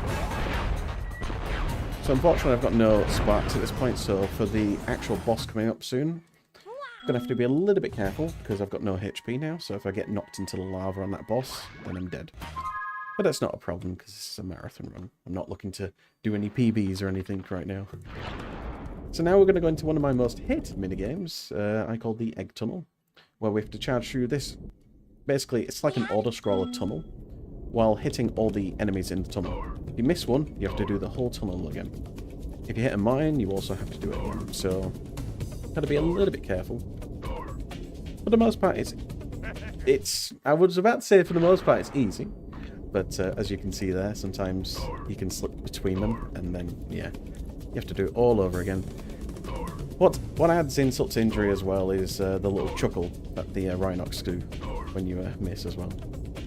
The little giggle that they do. So we're just going to get near the end here, get 2 more. And I nearly missed that last one then. So now we've got the second to last egg for this level. We're going to go get the end of level egg. And then we're going to go into the boss for the first hub world, which is going to be Buzz. Not Buzz Lightyear, but Buzz the Buzz. I'm trying to think what Buzz was. I think Buzz was a rabbit to begin with, before the sorceress turned it into like a mutated version of it in the cutscene. So let's pick up Dizzy, and let's leave the level. So now we've got all the NPCs for the hub world collected. They're going to bring down the hot air balloon. I couldn't think of the vehicle name. It's not really a vehicle, is it? It's just a hot air balloon. So we're going to go over here. Go on there. And jump off, because I'm stupid. Again, you want to just try and menu as quickly as possible in this game, so you don't waste time. But obviously, if you do that, there's an added risk of misinputs. So yeah, got to be careful. So the Buzz fight is pretty simple once you know the strat to it. So normally you're meant to charge Buzz into the lava, and then Sheila will do a ground pound on him to deal damage. In this case, though, we can just basically keep nudging Buzz into the lava like so. So what we're going to do is we're going to bring him to the edge. I'm going to die because I'm stupid. So let's try that again. I'm going to bring Buzz to the edge of the arena. And then we're going to just charge into him once. We're going to stand towards the edge here. And what we're going to do is, when we're here, he won't do his spin for too long. And then we can do that. Now we're going to turn away from him, because when he's off the screen right now, he won't do some of his attacks. And those attacks are more annoying to deal with because they waste time, and they're also a bit annoying to dodge sometimes. So we're going to repeatedly do this until he's dead. Just keeping him off the screen. This applies to pretty much any enemy in the game as well. So if an enemy's off the screen and it's got, I don't know, the ability to shoot you or something, then if you've got it off the screen, it won't do it. It's kind of like the enemy doesn't exist if it's off the camera, which is kind of interesting. Perhaps it was an oversight, or perhaps it was some ingenuity from Insomniac at the time. I don't know. But yeah, we're done with the first hub world, and now we're off to midday. So at this point, we don't need any gems, because all the money bag payments are skipped pretty much in this game. It was just Molten Crater, just in case I didn't get that boar proxy, that big giant high jump that I got earlier. So Bianca comes saying, "What are you doing collecting all these eggs? Blah, blah, blah. Please stop, Spyro. Please, please, please." And we're like, no. Okay, so now we're going to go straight into the water here, pick up this egg. And now we're going to perform another air swim, which we refer to as bridge air swim. So what we're going to do is we're going to try and do 2 hops here. I'm going to time our charge here carefully, like that. And then we're going to go into the supercharge here. Oh, hi, Spyro. There's always just going to give us some friendly advice that we don't need right now. We're going to destroy these plant pots quickly. So we're going to destroy the first 2, pick up this egg first. And then we're going to do a 180 to go around back to the gate again to go get that power up again. And then we're going to destroy these last 2. I'm going to just destroy this quickly if I can. There's 2 ways you can do this section here. You can pick up the egg and shoot this target at the same time. Basically, there's a target where that portal was. Normally, you would have to throw a rock at it, but because we've got a super flame, we can do it that way instead. Then we're going to go out of bounds here and make sure that we don't go too low. And then we're going to go underneath the portal. And there we go. We skipped the moneybags payment for Sergeant Bird's base. So now we're going to play as Sergeant Bird. Pretty much this is the last time we're going to see Sergeant Bird as well, or at least play as him. We're going to see him later on for the boss. And to be honest, it's kind of a good thing really, because Sergeant Bird kind of controls like ass. So we're going to hold down L1 and R1 here because strafing and then moving forward gives us a bit more like forward momentum pretty much. And it's a bit more control as well. So I'm going to just go here. I'm going to try and target this Rhinoc down here. And the reason I'm doing that is just so I can... Oops, it's just so that I don't have to deal with him when I go pick up the weight down there. So here we're going to have to pick up these weights and put them onto the pressure plates. Like so. So we just jump over it. And then as soon as we hover over the thing, we'll automatically drop it. You can manually drop them as well, but you don't need to with these ones. When the door opens, we're just going to linger for a second, just because we want the NPC to make sure the NPC is following us. Otherwise, if we get over here, the NPC wouldn't actually follow us if we went too quick. So now we just wait for the NPC to come. There we go. So if you don't see the NPC coming, you have to go back. Oops, I'm in the way. NPC's like, get out of the way, I'm trying to end the level for you. We pick up Ryan Lee, which is, it's a very unique name, that one. I've never heard anyone called Ryan Lee. I've heard someone called Sarah Lee, I think, but that's it. Anyway, we're going to leave Sergeant Bird's base. We're going to go to the right here, because there's a thief here. And he's going to do a 180, or at least try and avoid us, and we're going to flame him straight away. Take Trixie off his hands. And then we're going into the spooky swamp. Going to make sure not to touch the ground here, or Hunter will automatically talk to us, saying, "Yo, Spyro, do you know how to use ladders?" And I'm like, bruh, really? I think there's already ladders early on in the game anyway, if I remember, but I can't fully remember. Anyway, spooky swamp. Going to use these ladders here just to go through these, like, sort of, like, lanterns, I guess they're called. There are some proxies you can do here, but my preferred routing is to go up here and to go out of bounds, because we're going to enter a minigame known as Sleepyhead, which is like a mini-boss, pretty much. So we're going to avoid that portal there, because that's a different one. And then we're going to do a little flutter there at the end to go into this one. So getting into this portal, it can be tricky, so you just got to be a little bit careful. Sleepyhead's a bit annoyed with us, because we woke him up, so he's going to throw bombs at us. We're also going to try and skip his spawn cycle, so he doesn't spawn in enemies. Basically, just wait until he does like a green glow and then you charge into him. So we do this 4 times by just throwing bombs back at him. Easy peasy. This is one of the optional eggs that runners can decide to go for as well. You don't have to go for this one, but for my routing, I go for this one myself.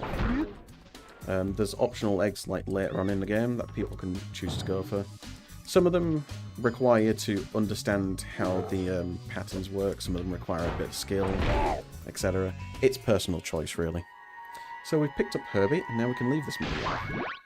And now we're going to go pick up 3 more eggs in this level. Going to go start with the end of level egg by saving the NPC from that Rhinoc there to give us Thelonious. Now, for some reason, we can immediately just move at the end of that. We don't actually have to wait for him to go into the portal, which is a bit unusual, because on some levels you have to usually wait until he goes in for him to move. So now we're going to glide over here. We're going to do a flutter there, because if we don't do a flutter there, there's a chance I might bonk into the edge there and fall down. And then I have to either do a proxy, which is a proxy off a proc, or die and do it all over again. So we pick up Michael. And then we are done with that level. So now we are going into Bamboo, because I forgot the last name. Bamboo Terrace, I think it's called. Good God, it's trying to remember all these level names in my head. I'm going to say Bamboo Terrace, I think I'm right.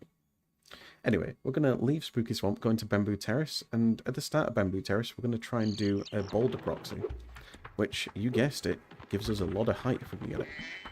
Bamboo Terrace, yes, I was right. Just trying to remember my levels. So Bamboo Terrace is quite an interesting level. There's another air swim on this, but it's probably the easiest air swim to perform out of all of them in the game. So to begin with, we're going to try and burn these 2 enemies quickly, just so they're not chasing these pandas for too long. And then we're just going to prepare and wait for these pandas. Try not to get in the way, otherwise they won't move to the rock. Oops, like so. Ah. Don't think I'm going to get it now. No. So unfortunately I messed that up. They kind of got in my way, so I couldn't get the proxy, I guess, build up to get enough height. So if you don't time it right, you're not going to get enough height, basically. And if you do it for too long, you kind of reset that height, I think, as well. Anyway, gonna get this egg anyway. So normally we would do the proxy for the Madison egg. And then afterwards you'd fall down here, and then you'd go get this egg, which I'm not going to forget this time. Because last time I did a marathon run of Spiral 3, I forgot this egg. And I had to substitute it for a Speedway egg. So we're going to glide over here, I'm going to do a flutter and a flame. And then we're going to do a spin jump to go up here. We're going to get tagged by Zoe just in case we fall off, because there's a chance we might mess this up by accident. Oops. And then we're going to go to the edge here and then just charge. That's it. That's how easy you do that air swim. The difficult part is making sure that you don't accidentally go underneath the bridge. So you're wondering there, why on earth was there an egg underneath the bridge, and where was the egg? Because it was invisible. That egg is tied to a thief in the game, which hasn't spawned in yet. Now at this point, when you've got the end of level egg and when this bridge opens up, then the thief would normally spawn in. And then you would have to chase it around those bridges, etc. And then he would have the egg. But if you go underneath that bridge, that's where the egg is stored, basically. So you can just go get that egg, and happy days, you don't have to go chase any thieves. And to be fair, that thief is kind of a bit of a nuisance to chase down as well. So we're going to go into this portal that we opened up earlier, just making things a little bit quicker. This is probably one of the shortest levels to deal with, because there's only 2 eggs that we collect out of all of them. Because the other eggs are kind of out of the way and too long to deal with. So we're going to just start by going for the sort of middle of the level egg, I guess I could call it. I went the wrong way. That's fine. So normally I was meant to take the sort of corner cut there, so I didn't have to go all the way around, but I wasn't paying attention and I got slapped as a result by that hammer. So I'm going to pick up Gladys. I'm going to try and avoid him this time. I'm going to try and burn him. I'm going to get a bit of healing just before I finish this level as well. Now, this is your sound warning as well. I assure you, you may want to turn down the game if you've got it quite high at the moment. I hope you don't, because these rockets, well, they're kind of loud, and you're about to see why. Oh.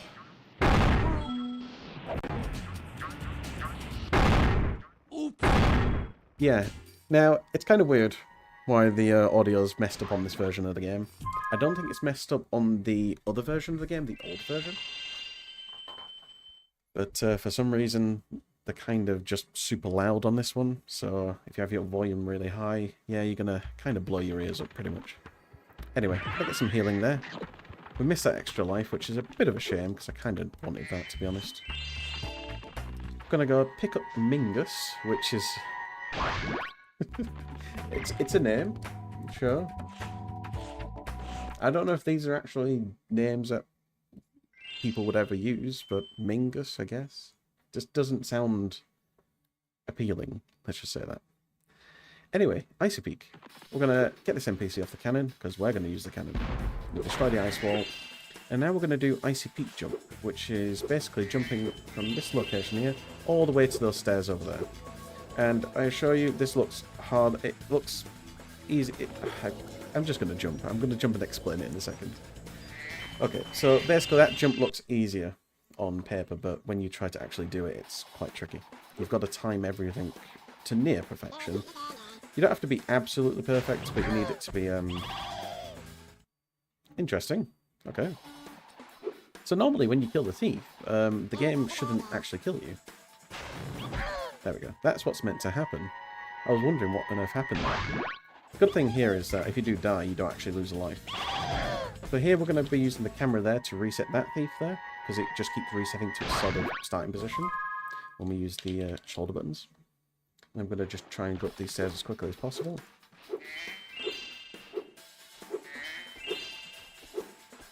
Go up to the end of level egg. Doug gives us lovely shit. Oh, by the way. And at this point I want to make sure that I'm not accidentally charge into the portal, because I've done that once before, and that was a bit annoying because I had to do the level again. So I'm going to charge over here. We're going to do some spin jumps in a moment on this icicle to get to this island over here. Because normally you would have to use this cannon here to destroy this icicle. I'm going to make sure we don't get shot by the enemy down below. He is trying to shoot. Okay, that's fine. We'll have to do the backup then. So we'll have to go get this egg first. Yeah, so the enemy behind that platform can just shoot his bullets for some reason through that platform once he gets like a lock on me.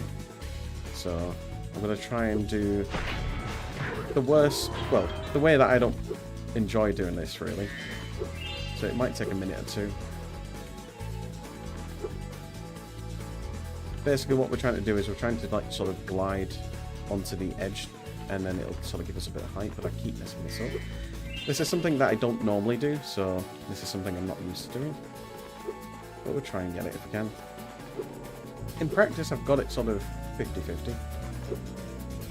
Oh, that was a bit of a terrible angle.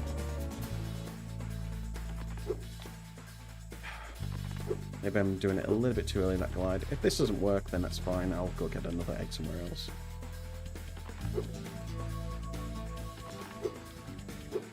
Ideally, I could have just died as well, to be fair. There, okay, I'll tell you what I'll do then. I'll just go around them and do it. So what I'm going to do is I'm just going to blow that up.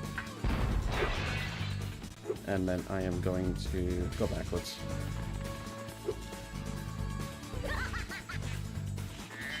Doing a bit of a detour, because that's what you do in marathon runs. It's all good though. That doesn't actually... Oh, it does come down. I just don't want to be dealing with a jump if I don't need to, so... Yeah. I should have just gone straight for this, I think.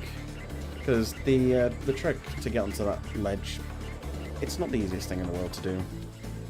That's why I don't do it in runs, because it is a little bit faster to do it that way, but yeah. I'm not used to doing like sort of glides on the walls. I don't really do them that well, to be honest, so it's fine. So we're going to go over to the whirlwind and then just fly over to the island. So we lost a bit of time there, but don't worry, we'll catch up. And we'll pick up Breeze and then finish off Icy Peak, which was an absolute disaster. Now that we've done all the levels, and now we've got all the NPCs, now we can go on to the second main boss of the game, Spike. So Spike is probably my most hated boss, I would say, next to the Sorceress. But it's not, like, relatively hard, it's just a bit annoying, really, because in this minigame, there's like, in this minigame, I keep calling them minigames. In this boss, there's like 3 phases to it. So the first phase is us bashing rocks into his face. Second phase is where Sergeant Bird is going to drop red crystals, which we can use to do like a supercharged flame breath at him. And then the third one is essentially throwing like a crystal at him. So ideally, oh, well, I'm low on HP, so let me just die. I didn't realise my HP was that low, so I'd rather not do that with just 1 HP. So yeah, we're going to charge these rocks into his face, and we're going to wait a second. It's not too bad, that, actually. Okay. Going to charge for this one. So after this last one here, he'll switch to his next phase. I'm not going to reach that in time. So Sergeant Bird's going to drop these crystals. Kind of flame him like that. He's going to drop another one. Just going to watch out for these shots, because I don't have much HP on this fight. I'm going to do this last one here, and now we're going to get blue crystals from now on. Now, the boss can actually pick up these crystals as well, but obviously if you get there quick enough, then you don't have to worry about it. Right, one more hit to go. Trying to maintain the green sparks for now, because I kind of want to do that for the next level coming up. Otherwise I've got to go left and pick up some more HP, which probably isn't a bad thing, really. So that's that boss done. For the most part, the first 3 bosses of this game are pretty quick, pretty straightforward. Sorceress is a little bit more going on. She only does like minimal attacks, but there's a lot of like vehicles and everything coming into the level, and you have to like use those vehicles to attack her and everything. It can be a bit of a pain sometimes. Right, we're into evening. So the third hub world. Listen to me. And now we're going to go straight into the water. And then we're going to go into Fireworks Factory, which has our beloved Agent 9 level of the run. And we're going to get into that in a moment. So let's start with Fireworks Factory. So on this one, we're going to see some familiar faces. Some of these characters are from Spyro 2, from the level Scorch. Handel and Gretel. Or Greta, I think it is. Not Gretel. That's the actual name. It's meant to be Hansel and Gretel, but I think it's Handel and Greta in this game. Whether that's to avoid copyright, I don't know. I don't know if Hansel and Gretel is copywritten. I doubt it, but yeah. So Fireworks Factory, you've got some of the more annoying enemies on this game. Not these giant Rhinox, but these ninjas are the worst, because some of them are pretty accurate. And they tend to like pre-fire before you get to where they are, so you've got to sort of know where they are. Otherwise you're going to get hit by their shots. In the Sergeant 9? Agent 9. In the Agent 9 minigame, you've got to be really careful of them because they're all over the place and they can pretty much hit you all the time. That's why that minigame sucks a lot casually, because it's pretty difficult, it's pretty tricky. It's probably worse on 117%, just because you have to get all the gems in that level as well, and yeah. So like I said, just going around here, I'm gonna go pick up this egg. You can do this level a little bit shorter by doing a damage boost at the start of this like side area, but it does require quite a bit of good timing. Basically, these giant Rhinox here throw bombs at you, and you want to use the knockback from the bomb to jump up onto the ledge. But again, it requires a bit of timing. You do need to practice that for sure to do it. So Greta's going to absolutely ninja the whole room like that. Hit this button, and then we get greedy. And now we're going to go into the Agent 9. I nearly said Sergeant 9 again. I'm going to call him Sergeant 9 from now on. So we're going to go into Sergeant 9, once we don't fall down there. So we can get into the portal by clipping into the top corner here of the portal. And here we are. Here's Sergeant 9. But yeah, here's Agent 9. He's the monkey of the game. And his levels are more focused around shooting. So this one's like a first-person shooter. Speaking of which, we're going to pick up that. And now we're going to hold down L1 and mash R1 to strafe. But we're going to strafe, and basically it builds up a lot of speed. So our strafe movements just keep building up as much speed as we can possibly go. We don't want to go too quick because we'll lose control. And that's the first egg. I haven't taken any damage yet as well, which is quite cool. So the thing that I did at the start there as well is an Easter egg, or it's a skill point essentially, which gives us a machine gun instead of using our single shot laser. This is probably my preferred weapon for this one because it's just easier to hold down circle and let the bullets just sweep everything. So just got to be careful not to go too fast. I also got to be careful because I'm low on HP, so I'm going to try and get this quickly. There we go. Because if I go into this room and I get shot while that mini cutscene that is happening there, I actually die. And I have to do that again. So that was cutting it a little bit close. And now we're done with Fireworks Factory. So now we're going to go into Lost Fleet, which has one of the more unique tricks of the run. We're going to perform a zombie Spyro glitch, basically, where Spyro is put into a state of limbo, where the game thinks he's dead, but he's actually alive. 1 HP clutch best, indeed. But yeah, so we're going to go into this state in a moment where the game thinks Spyro's dead, but we're actually not dead, and we can do quite a few shenanigans, basically, when we're in this zombie state. But to begin with, we're going to race against this NPC here for the egg. We don't actually have to race him, this is kind of just a thing in the community that we kind of do. Oh, he's getting close. So it's going to get all the way across here. So we're just going to the end of the level right now, but we can't get the egg until he's there. So we're just having to speed along here. He's going to catch up in a second, so... But I'm going to beat him, because I'm a speedrunner. And speedrunners beat others, I guess. Damn, he's too slow today. So we pick up the egg, and then we're going to go underwater. We've got to make sure to pick up the invincibility here, because if we're going to this water, we take damage normally. But with the invincibility power-up, we can stay underwater in this like sort of acid area. Oops. Oh, controller, what are you doing? So we're going to pick up this egg here, and now we're going to basically try and pause the game the moment Spyro's about to die. So we're going to wait until we have no sparks. Going to pause buffer, and I'll know if I've got the zombie glitch because my controller will vibrate the moment that Spyro is about to die. So basically just pause buffer so we can just keep advancing 1 frame. And now we're in zombie right now, and you're wondering, it just looks the same right now. Or does it? So in the zombie state, basically, certain things just don't matter right now. Because we left the level while in the water, basically Spyro can't change states because the game can't identify Spyro right now, or he couldn't then. Now, the reason why we're still swimming in the air now is because we had a checkpoint zap us while we were still swimming, or in the water, technically. So the game is thinking that we're still in the water, and now we're swimming in the air. But the moment we touch the water, the game will correct itself pretty much, so... And now we're going to go under this egg here, and we've got to make sure not to mash through this text box here. Just going to gently do it. I might try and do that again.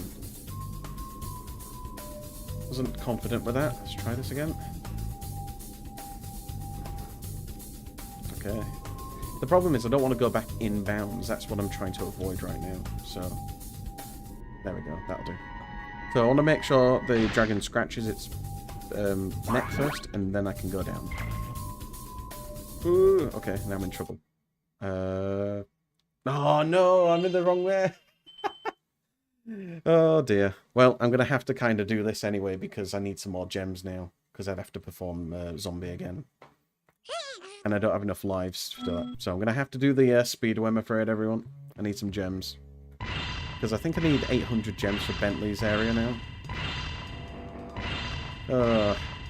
So the problem is, I'll explain what happened there. There's two portals right next to each other, pretty much. There's the Bentley portal, and then there's the Honey Speedway portal.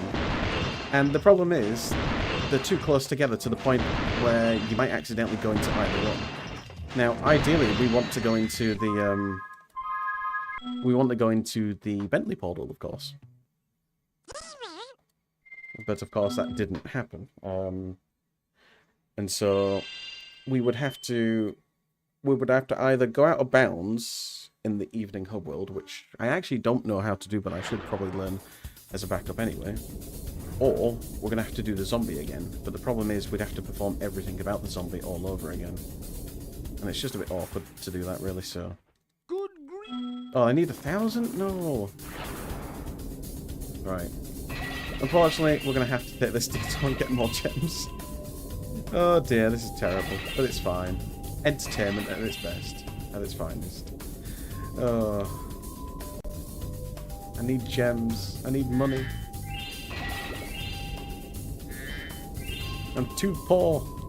I could have just done the zombie again, probably. I think maybe it might have been better to do that. This is a great run right now. I certainly hope I don't do this in person next month. Did I not pick up that gem? Really, game? Anyway, apologies for the detour, everyone. If there's any messages you want to say, actually go for it. Gonna get these barrels in here as well. Hey, we're not poor anymore. Can't even control anymore. Damn. So we lost a few minutes there. Whatever. Where are you getting all this money? All this mun. All this mun. You just wanted to show us my Spyro. Showed us my Spyro? Your Spyro? Wow. Oh dear. But yeah, because at this point, world record's in about 8 minutes time. So it's fine though. I'll just have to not make any mistakes from now on. But yeah, there's not too many levels in this hub world anyway left. We've already done 2 of them, so we're about to do this one. So now we're going to play as Bentley. Good old Bentley. We only play him properly for this stage. Normally he's like a sort of... He's a platformer stage again, but he's got like a hammer that he can smash lots of things with. Bad rabbit. So we're going to wait for our brother Bartholomew, so he can throw us a snowball. And we can deflect these snowballs into the gong, which knocks down all these icicles. Like so. Obviously we skipped it, so you didn't see it happen. It's magic. Gonna pick up Brian, and then we're gonna avoid Bartholomew, and then we're gonna try and put these snowballs back into the seals. And this one too. And we're going to do this one as well. There we go. And then we've got another snowball happening in a second.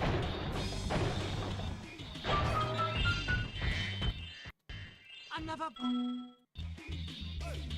Gonna swing into that one. Or deflect into that one, I should say. And then we're going to push this box. We've got to make sure that we push this box isn't enough so he turns around like that. Otherwise he won't follow us because he can't get through because he's stupid. After picking up Charlie, we've got to push these 2 boxes so they lock into place. If they do not lock into place, then the NPC won't move.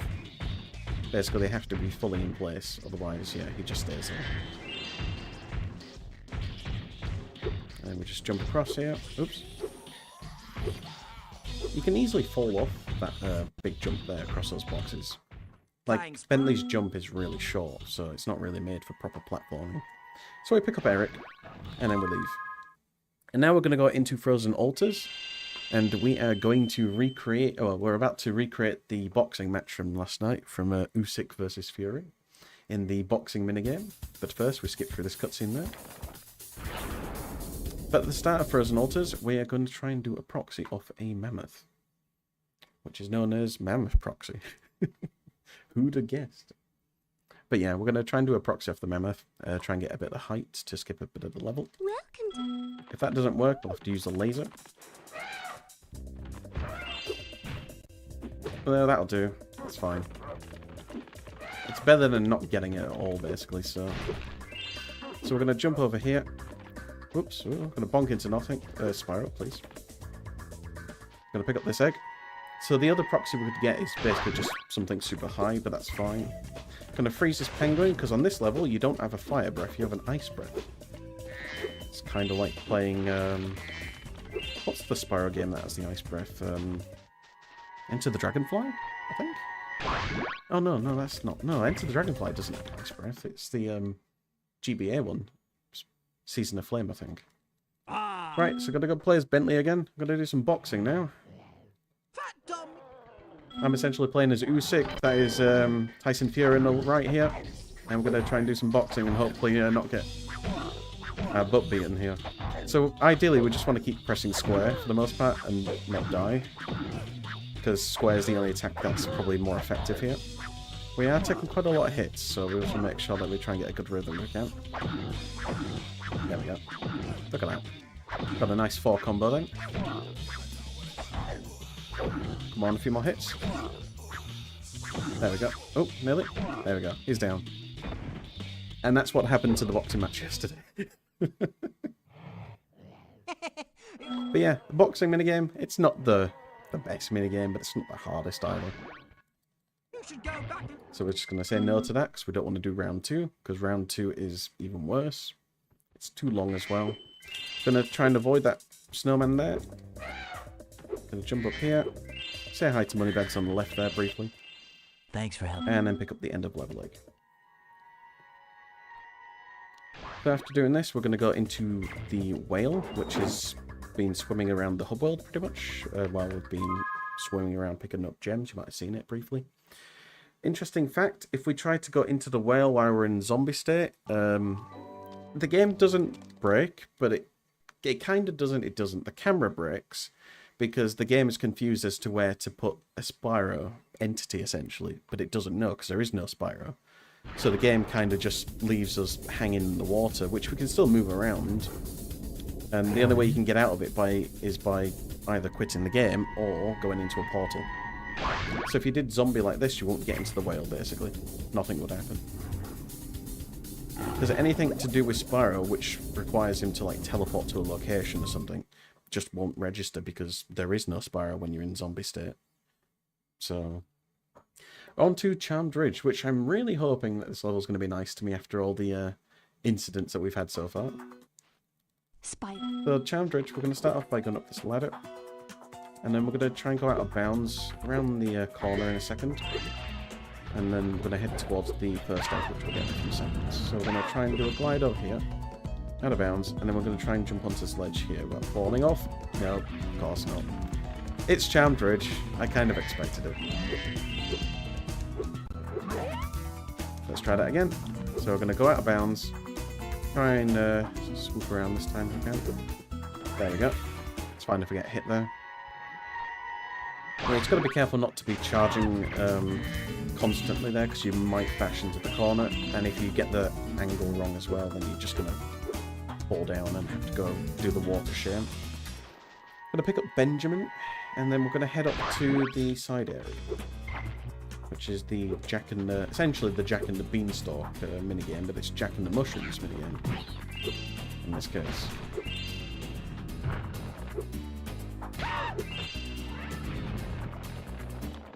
This minigame, it's debatable on if it wants to be nice or not. Sometimes it's nice, sometimes it's not. So we get some beans or seeds that we can plant basically. We just fit them into the sort of soil circles. Sometimes they don't grow though. Sometimes they just decide, no, we're not growing. In this case though, they've been quite nice. So now what we're going to do is we're going to do a glitched high jump, which requires us to hold down square when we land on the mushroom, and then we let go of it just before we do the bounce, while holding down X. And that basically does a glitched high jump, so we get even more height. Because you're not meant to get that much height basically with that section. And now we're going to do it again. Except this time we have to do a spin jump onto this mushroom, which is not the easiest thing to do. So we're just going to make sure, there we go. So let's try and do it. There we go, perfect. This is actually really good. If I got that in an actual proper run, I'd be absolutely pleased. Can't complain with that. So we're nearly done with Charmed Ridge, and then we're about to head into the third boss of the game. Or the third main boss of the game, basically. Which is Scorch. Which is the RNG boss of the game, because every single game ever to exist has an RNG element to it. And in this case, it's Scorch. Ooh, that proxy didn't work. So in the community, we refer to that as the Suicide Cat proxy, because basically there's a chance when you're trying to attempt the proxy, you might just dive into the acid and just instantly die. So if you're going for it, it's a bit of a risk, but you can still recover it if you're quick enough. We pick up the last egg of the level, and then we leave instantly, because if we don't leave instantly, a cutscene plays, and I don't think you can skip that cutscene. So that's why you need to be quick by pausing the game and getting out there. Right, so now we're going to go to the left here. Oops. No, not into the speedway, please. We've already had our fun in there. And then we're going to go onto the rocket ship, because every Spyro game requires you to go into outer space, of course. It's a bit weird why there's a rocket, but sure, why not? I don't know why we can't use the other vehicle that we used before, but I guess we're doing a rocket now. So now we're going into Scorch, and Bentley's going to come and help us in this fight. Or is he? This is a bit of a debate, really, because he'll either give us red rockets, which is like a machine gun, which is the best weapon we can have, or he'll give us a green rocket, which is a single shot. And here's the kicker. Both colours do the same damage. So he gave us a green rocket. Of course he did. So, shame on you, Bentley. So I guess we'll still use them anyway. Come on, Bentley, give me a weapon. Oh, for God's sake, Bentley, no.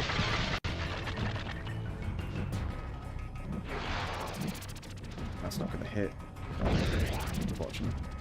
So unfortunately, I can't do anything until he gives me something. There we go. That's what I want with Bentley.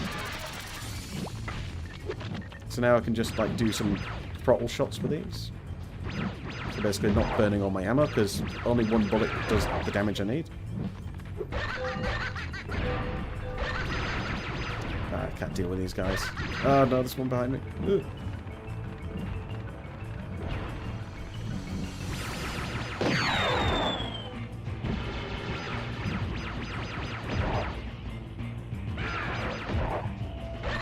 Oh my god, I can't deal with these guys. See if I can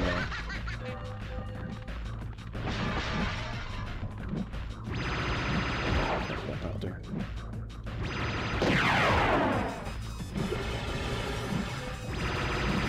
That'll do. There we go. Sorry, I just had to stay quiet so I could focus on that. Because I had no HP at that point, so... We'll still be underestimate, I think. Assuming that the last levels go fine.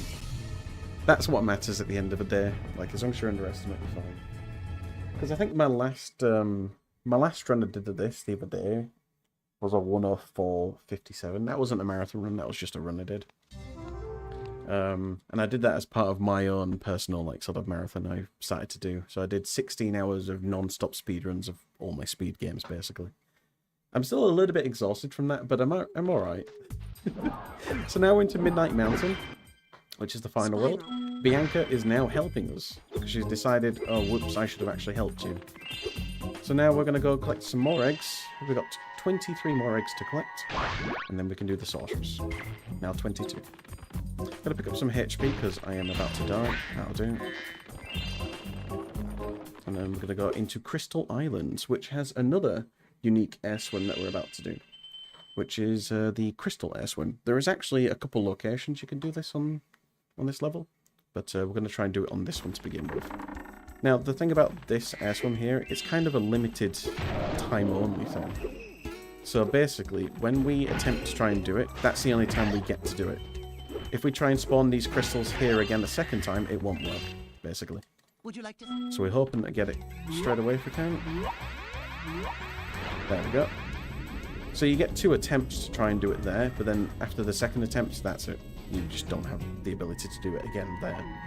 So you'd have to do it through the other way, which is slower and a bit more awkward to deal with. So now we're going to get a lot of eggs pretty quickly. So we're going to get 2 eggs right now. Make that 3 eggs in a second, because we're about to destroy this UFO, or this plane, whatever it is. I can't tell vehicles these days, it's a plane, not a UFO. Then we're going to get the Superfly, and then we're just going to quickly fly over here. Now, we want to make sure not to go into the side area immediately. So we're going to try and land right there. Oh, nearly. Here.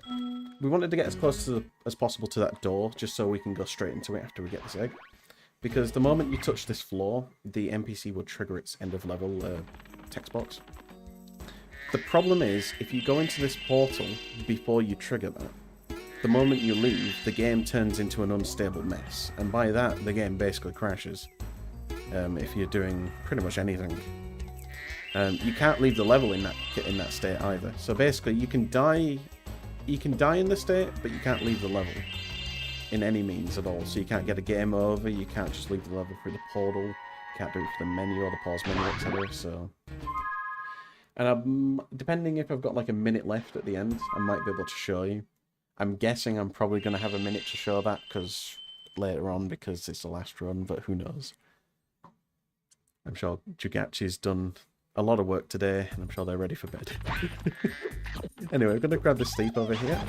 There we go. I made that a little bit awkward there. But that's one of the quickest ways to get there. Gonna go into Desert Ruins next. So Desert Ruins has another proxy, known as Scorpion Proxy. Where we're going to use the Scorpion's tail, essentially, the tail attack, to squeeze us in the ground to give us some height like that. And now we're at the end of the level. Easy. Obviously that's not going to be all that we collect here, but that is obviously the quickest way to get to the end. That beep there you just heard is my printer finishing its print, which I'm actually really happy to hear. Because now I don't have to hear it going whir all the time. Because I'm doing my Christmas presents at the moment, so I'm going to do another proxy here, if I can. That's a little bit low than I hoped for. Oh, I'm going to have to wait a second. There we go. So I'm going to do a damage boost here. Unless I can flutter. No, I tried to save the HP, but it's fine. Going to pick up this egg.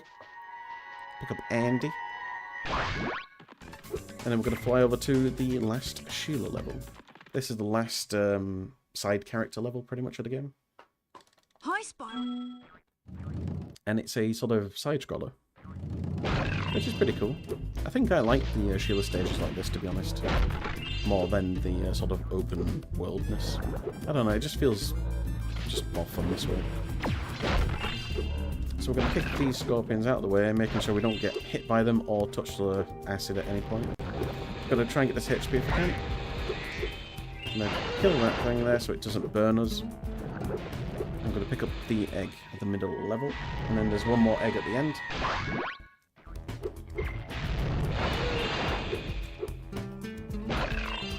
Just jump up here. Kill that scorpion. Kill that one. Because pretty much we're nearly at the end of Desert Ruins already. Like, we only collect these eggs pretty much, and then there's one more egg at the end. at the end of this like cave area, and then we're done with here. And then we've only got 2 more levels to deal with, and then the sorceress. So I'm pretty optimistic that we can be underestimate, only just. But we'll see.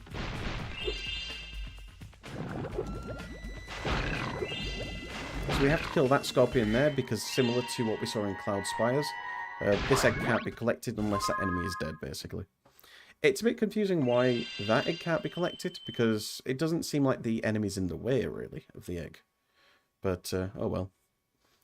Anyway, once we finish with Desert Ruins, we're going to do a U-turn around to this wall here, crash through it, and then go get this egg over here. Gonna get Billy the egg. Then we're gonna go into the whirlwind. I'm gonna try and pick up some HP if I can. That's an extra life, I think. I'm gonna pick up this egg over here too. Eevee. And then we're gonna go into Haunted Tomb. So Haunted Tomb, it's another situation similar to Desert Ruins, but we're not going to do a proxy. We're just going to jump off the door to get to the end of the level instantly. And to do that, we're going to lower the door first by pressing this button over here. Otherwise, we'd have to do the whole level, and basically, it's so long to do this level, just normally. That might be enough. No, it's not. Okay. Thought I might get away with that, but I guess not. That'll do, I think.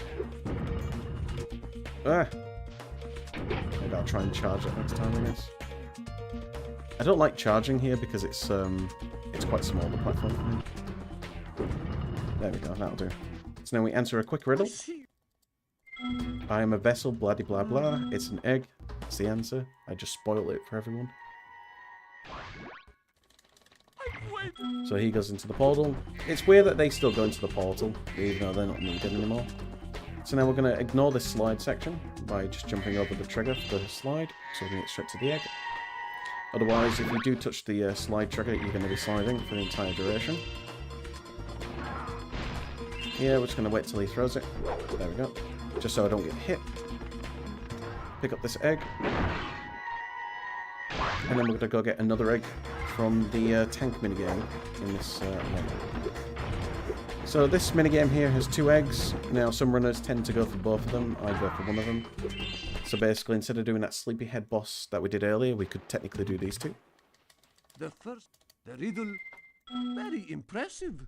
So here, tanks, it's all about just shooting these the tanks in the arena.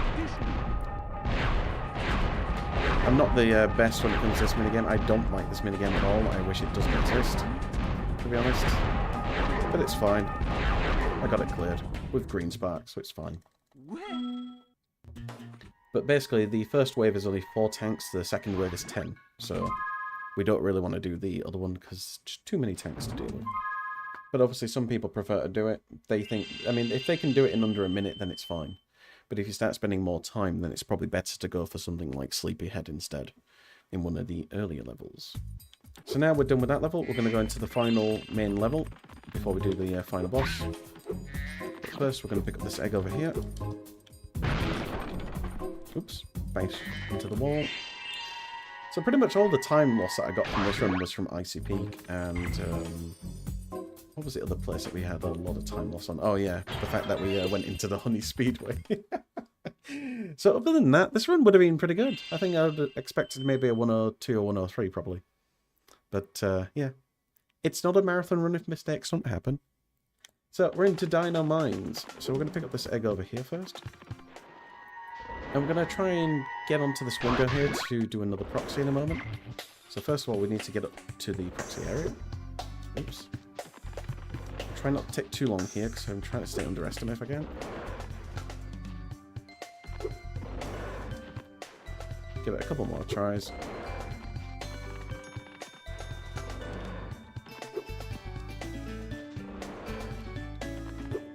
Oh.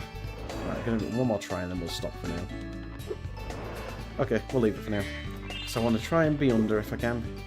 So normally we want to try and jump on that window, and then basically we will get onto this minecart over here.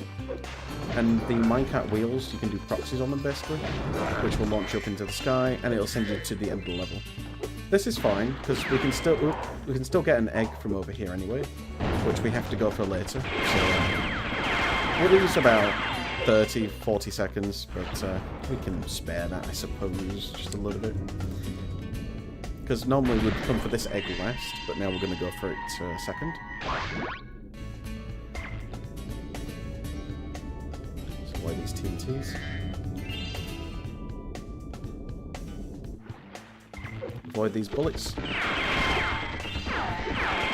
So these dinos won't shoot me if they're off the screen, basically. Like so. Then we'll go get the end of level egg first. And I have to just make sure that egg counter says 99 in a second, or I'm going to be in trouble. Jumping. Yeah, we're fine, okay. Oh, we didn't miss any eggs, we're fine. So we're going to go get this last egg in here, which is similar to the egg tunnel minigame in Seashell Shore earlier. One of them. I'm basically going to have the best sorceress if I want this to be 100 now. It's possible, I can do it, but we'll see. So yeah, just going to avoid all these obstacles here. If I get hit by anything, then I'm definitely going to be over. Okay, we're fine, I think. Stay to the right here. Go up, thank you. Okay. Get the last egg of the game. Elliot is egg number 100. And then we quickly leave the level, and then we've got, what, 2 minutes and 10 seconds? I can do it, but it's going to be tight. I probably won't do it, but we'll see. Ow. Well, if I do stuff like that, then it's not going to happen. But yeah, we're into the final boss, the Sorceress. Sorceress has... You did it! In a sense, it's got 3 phases to it, because you have 3 different vehicles that you use on this to attack the Sorceress. You've got cannons, you've got tanks, and you've got UFOs. So after you deal X amount of damage, the vehicles will switch. But there's also a bit of a strat where we're going to try and use the tank, basically. As much as possible, because the tank is probably the best vehicle to use. So Agent 9's going around the arena. He's getting ready to shoot down these balloons when they come to the arena. Unfortunately, I do have some sheep coming, so I'm going to have to get those sheep first when he eventually drops them. I did go in with low HP, which is probably a silly idea, but it's fine. Where's my turret? Dude's dropping the sheep. No! What's he doing? Well, there goes the air run and the estimate. So I should have come in here with green sparks for sure. Because the problem is Agent 9 is just going to keep basically spawning those in. Oh, okay then. Maybe I'll be alright.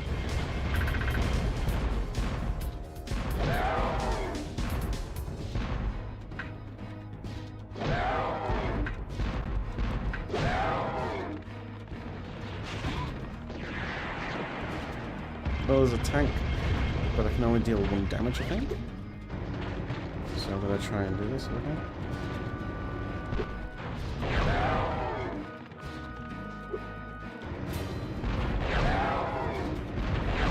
The time is coming up in a second. Time. Plus, that was a good sorceress. That was a really good sorceress, but I was a few seconds off. No!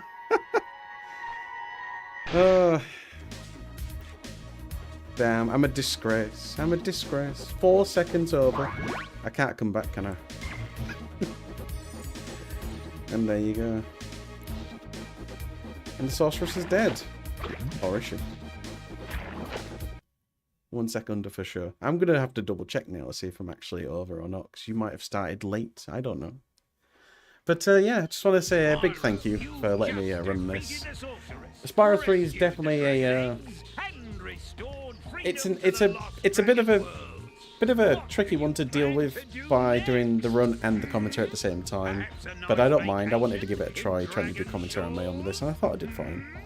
It was just those mistakes that I made, and I should have just moved on from them pretty quickly, so... what I'm going to do quickly, I know we're over, but I'm going to be a bit cheeky here and steal a little bit of extra time here.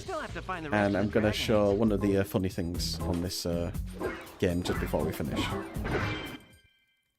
If you don't mind, Jugachi. Go ahead, go ahead. I just want to show the unstable state of this game, basically, in Crystal Islands specifically. So I'm going to do a state there. Just in case that I need to do another trick again. So what I'm going to do is I'm just going to have to do the air swim quickly.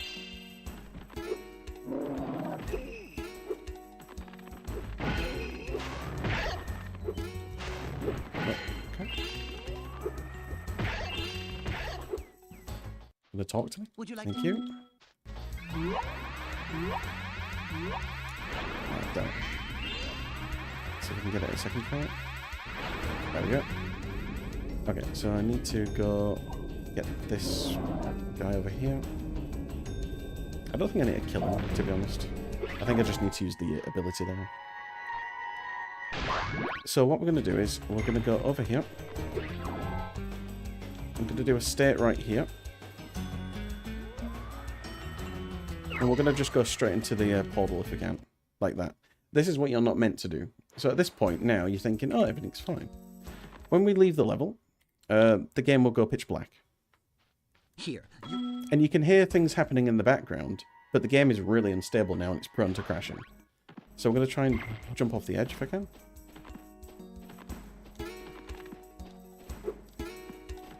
If I can... I think I died. Yeah, I think I died. Okay. So, as you can see immediately, you can see things flickering in the background. Which is not good, because the game is currently, like, saying, help me, help me. I'm panicking. And what we're going to do here, I'm going to also say a bit of a seizure warning as well, so please look away if you are prone to any flashing images, potentially.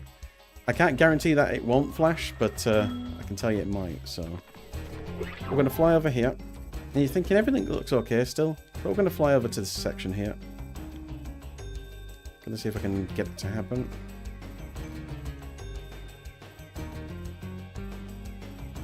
Come on. Oh, I don't know if it's happening.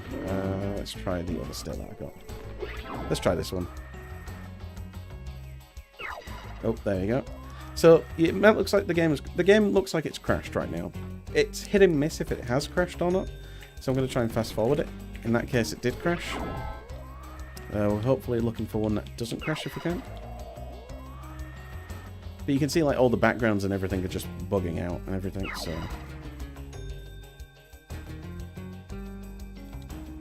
let's try it one more time. Then if this doesn't happen, then I won't do it.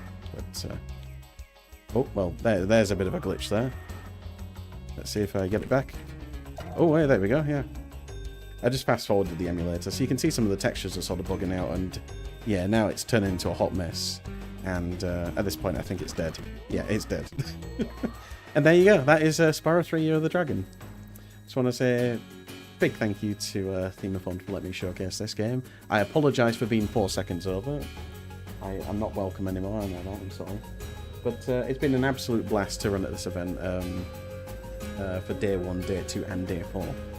So thank you very much, and also congrats to all the runners who took part as well. It's been awesome to watch all their runs. Enjoyed doing the commentary with Andrea this morning as well. That was fun with their Doom runs, really interesting. And with that I'm going to leave it to you, Jugachi, to wrap things up. So thank you very much, and take care everyone. Bye bye.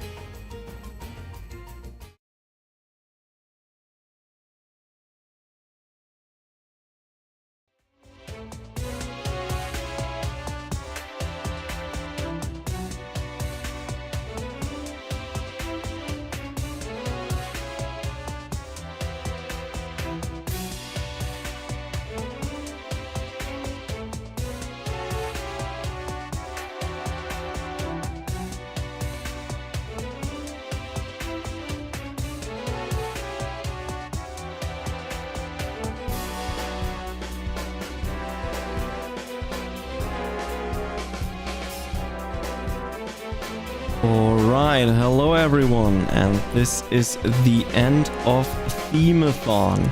Thank you very much for watching, everyone. Thank you very much for being a part of this. Thanks to all the runners, to everyone that submitted to the run, to everyone that have joined the Discord. Thanks for all the people that have donated. It is mind-blowing that we have actually reached over 400 euros for charity, which is benefiting those lovely animals that you can see here on the stream.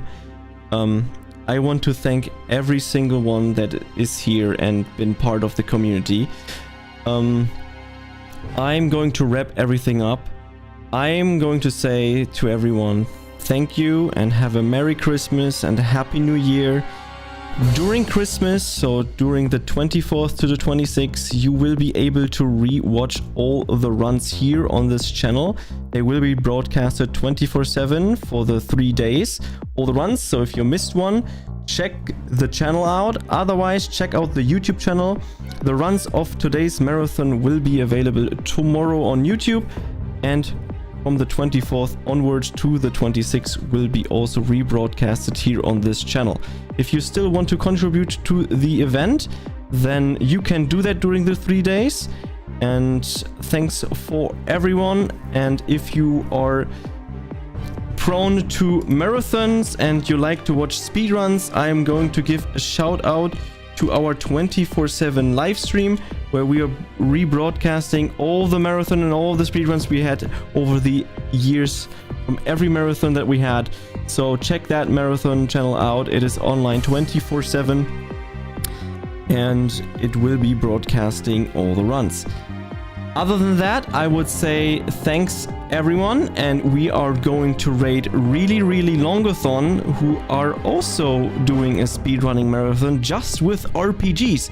So if you like RPGs and speedrun marathons, then go check them out. There's currently Xenogears going on, so we are about to raid them, and I'll see you at the next event. Join the Discord for more information. See ya, bye bye!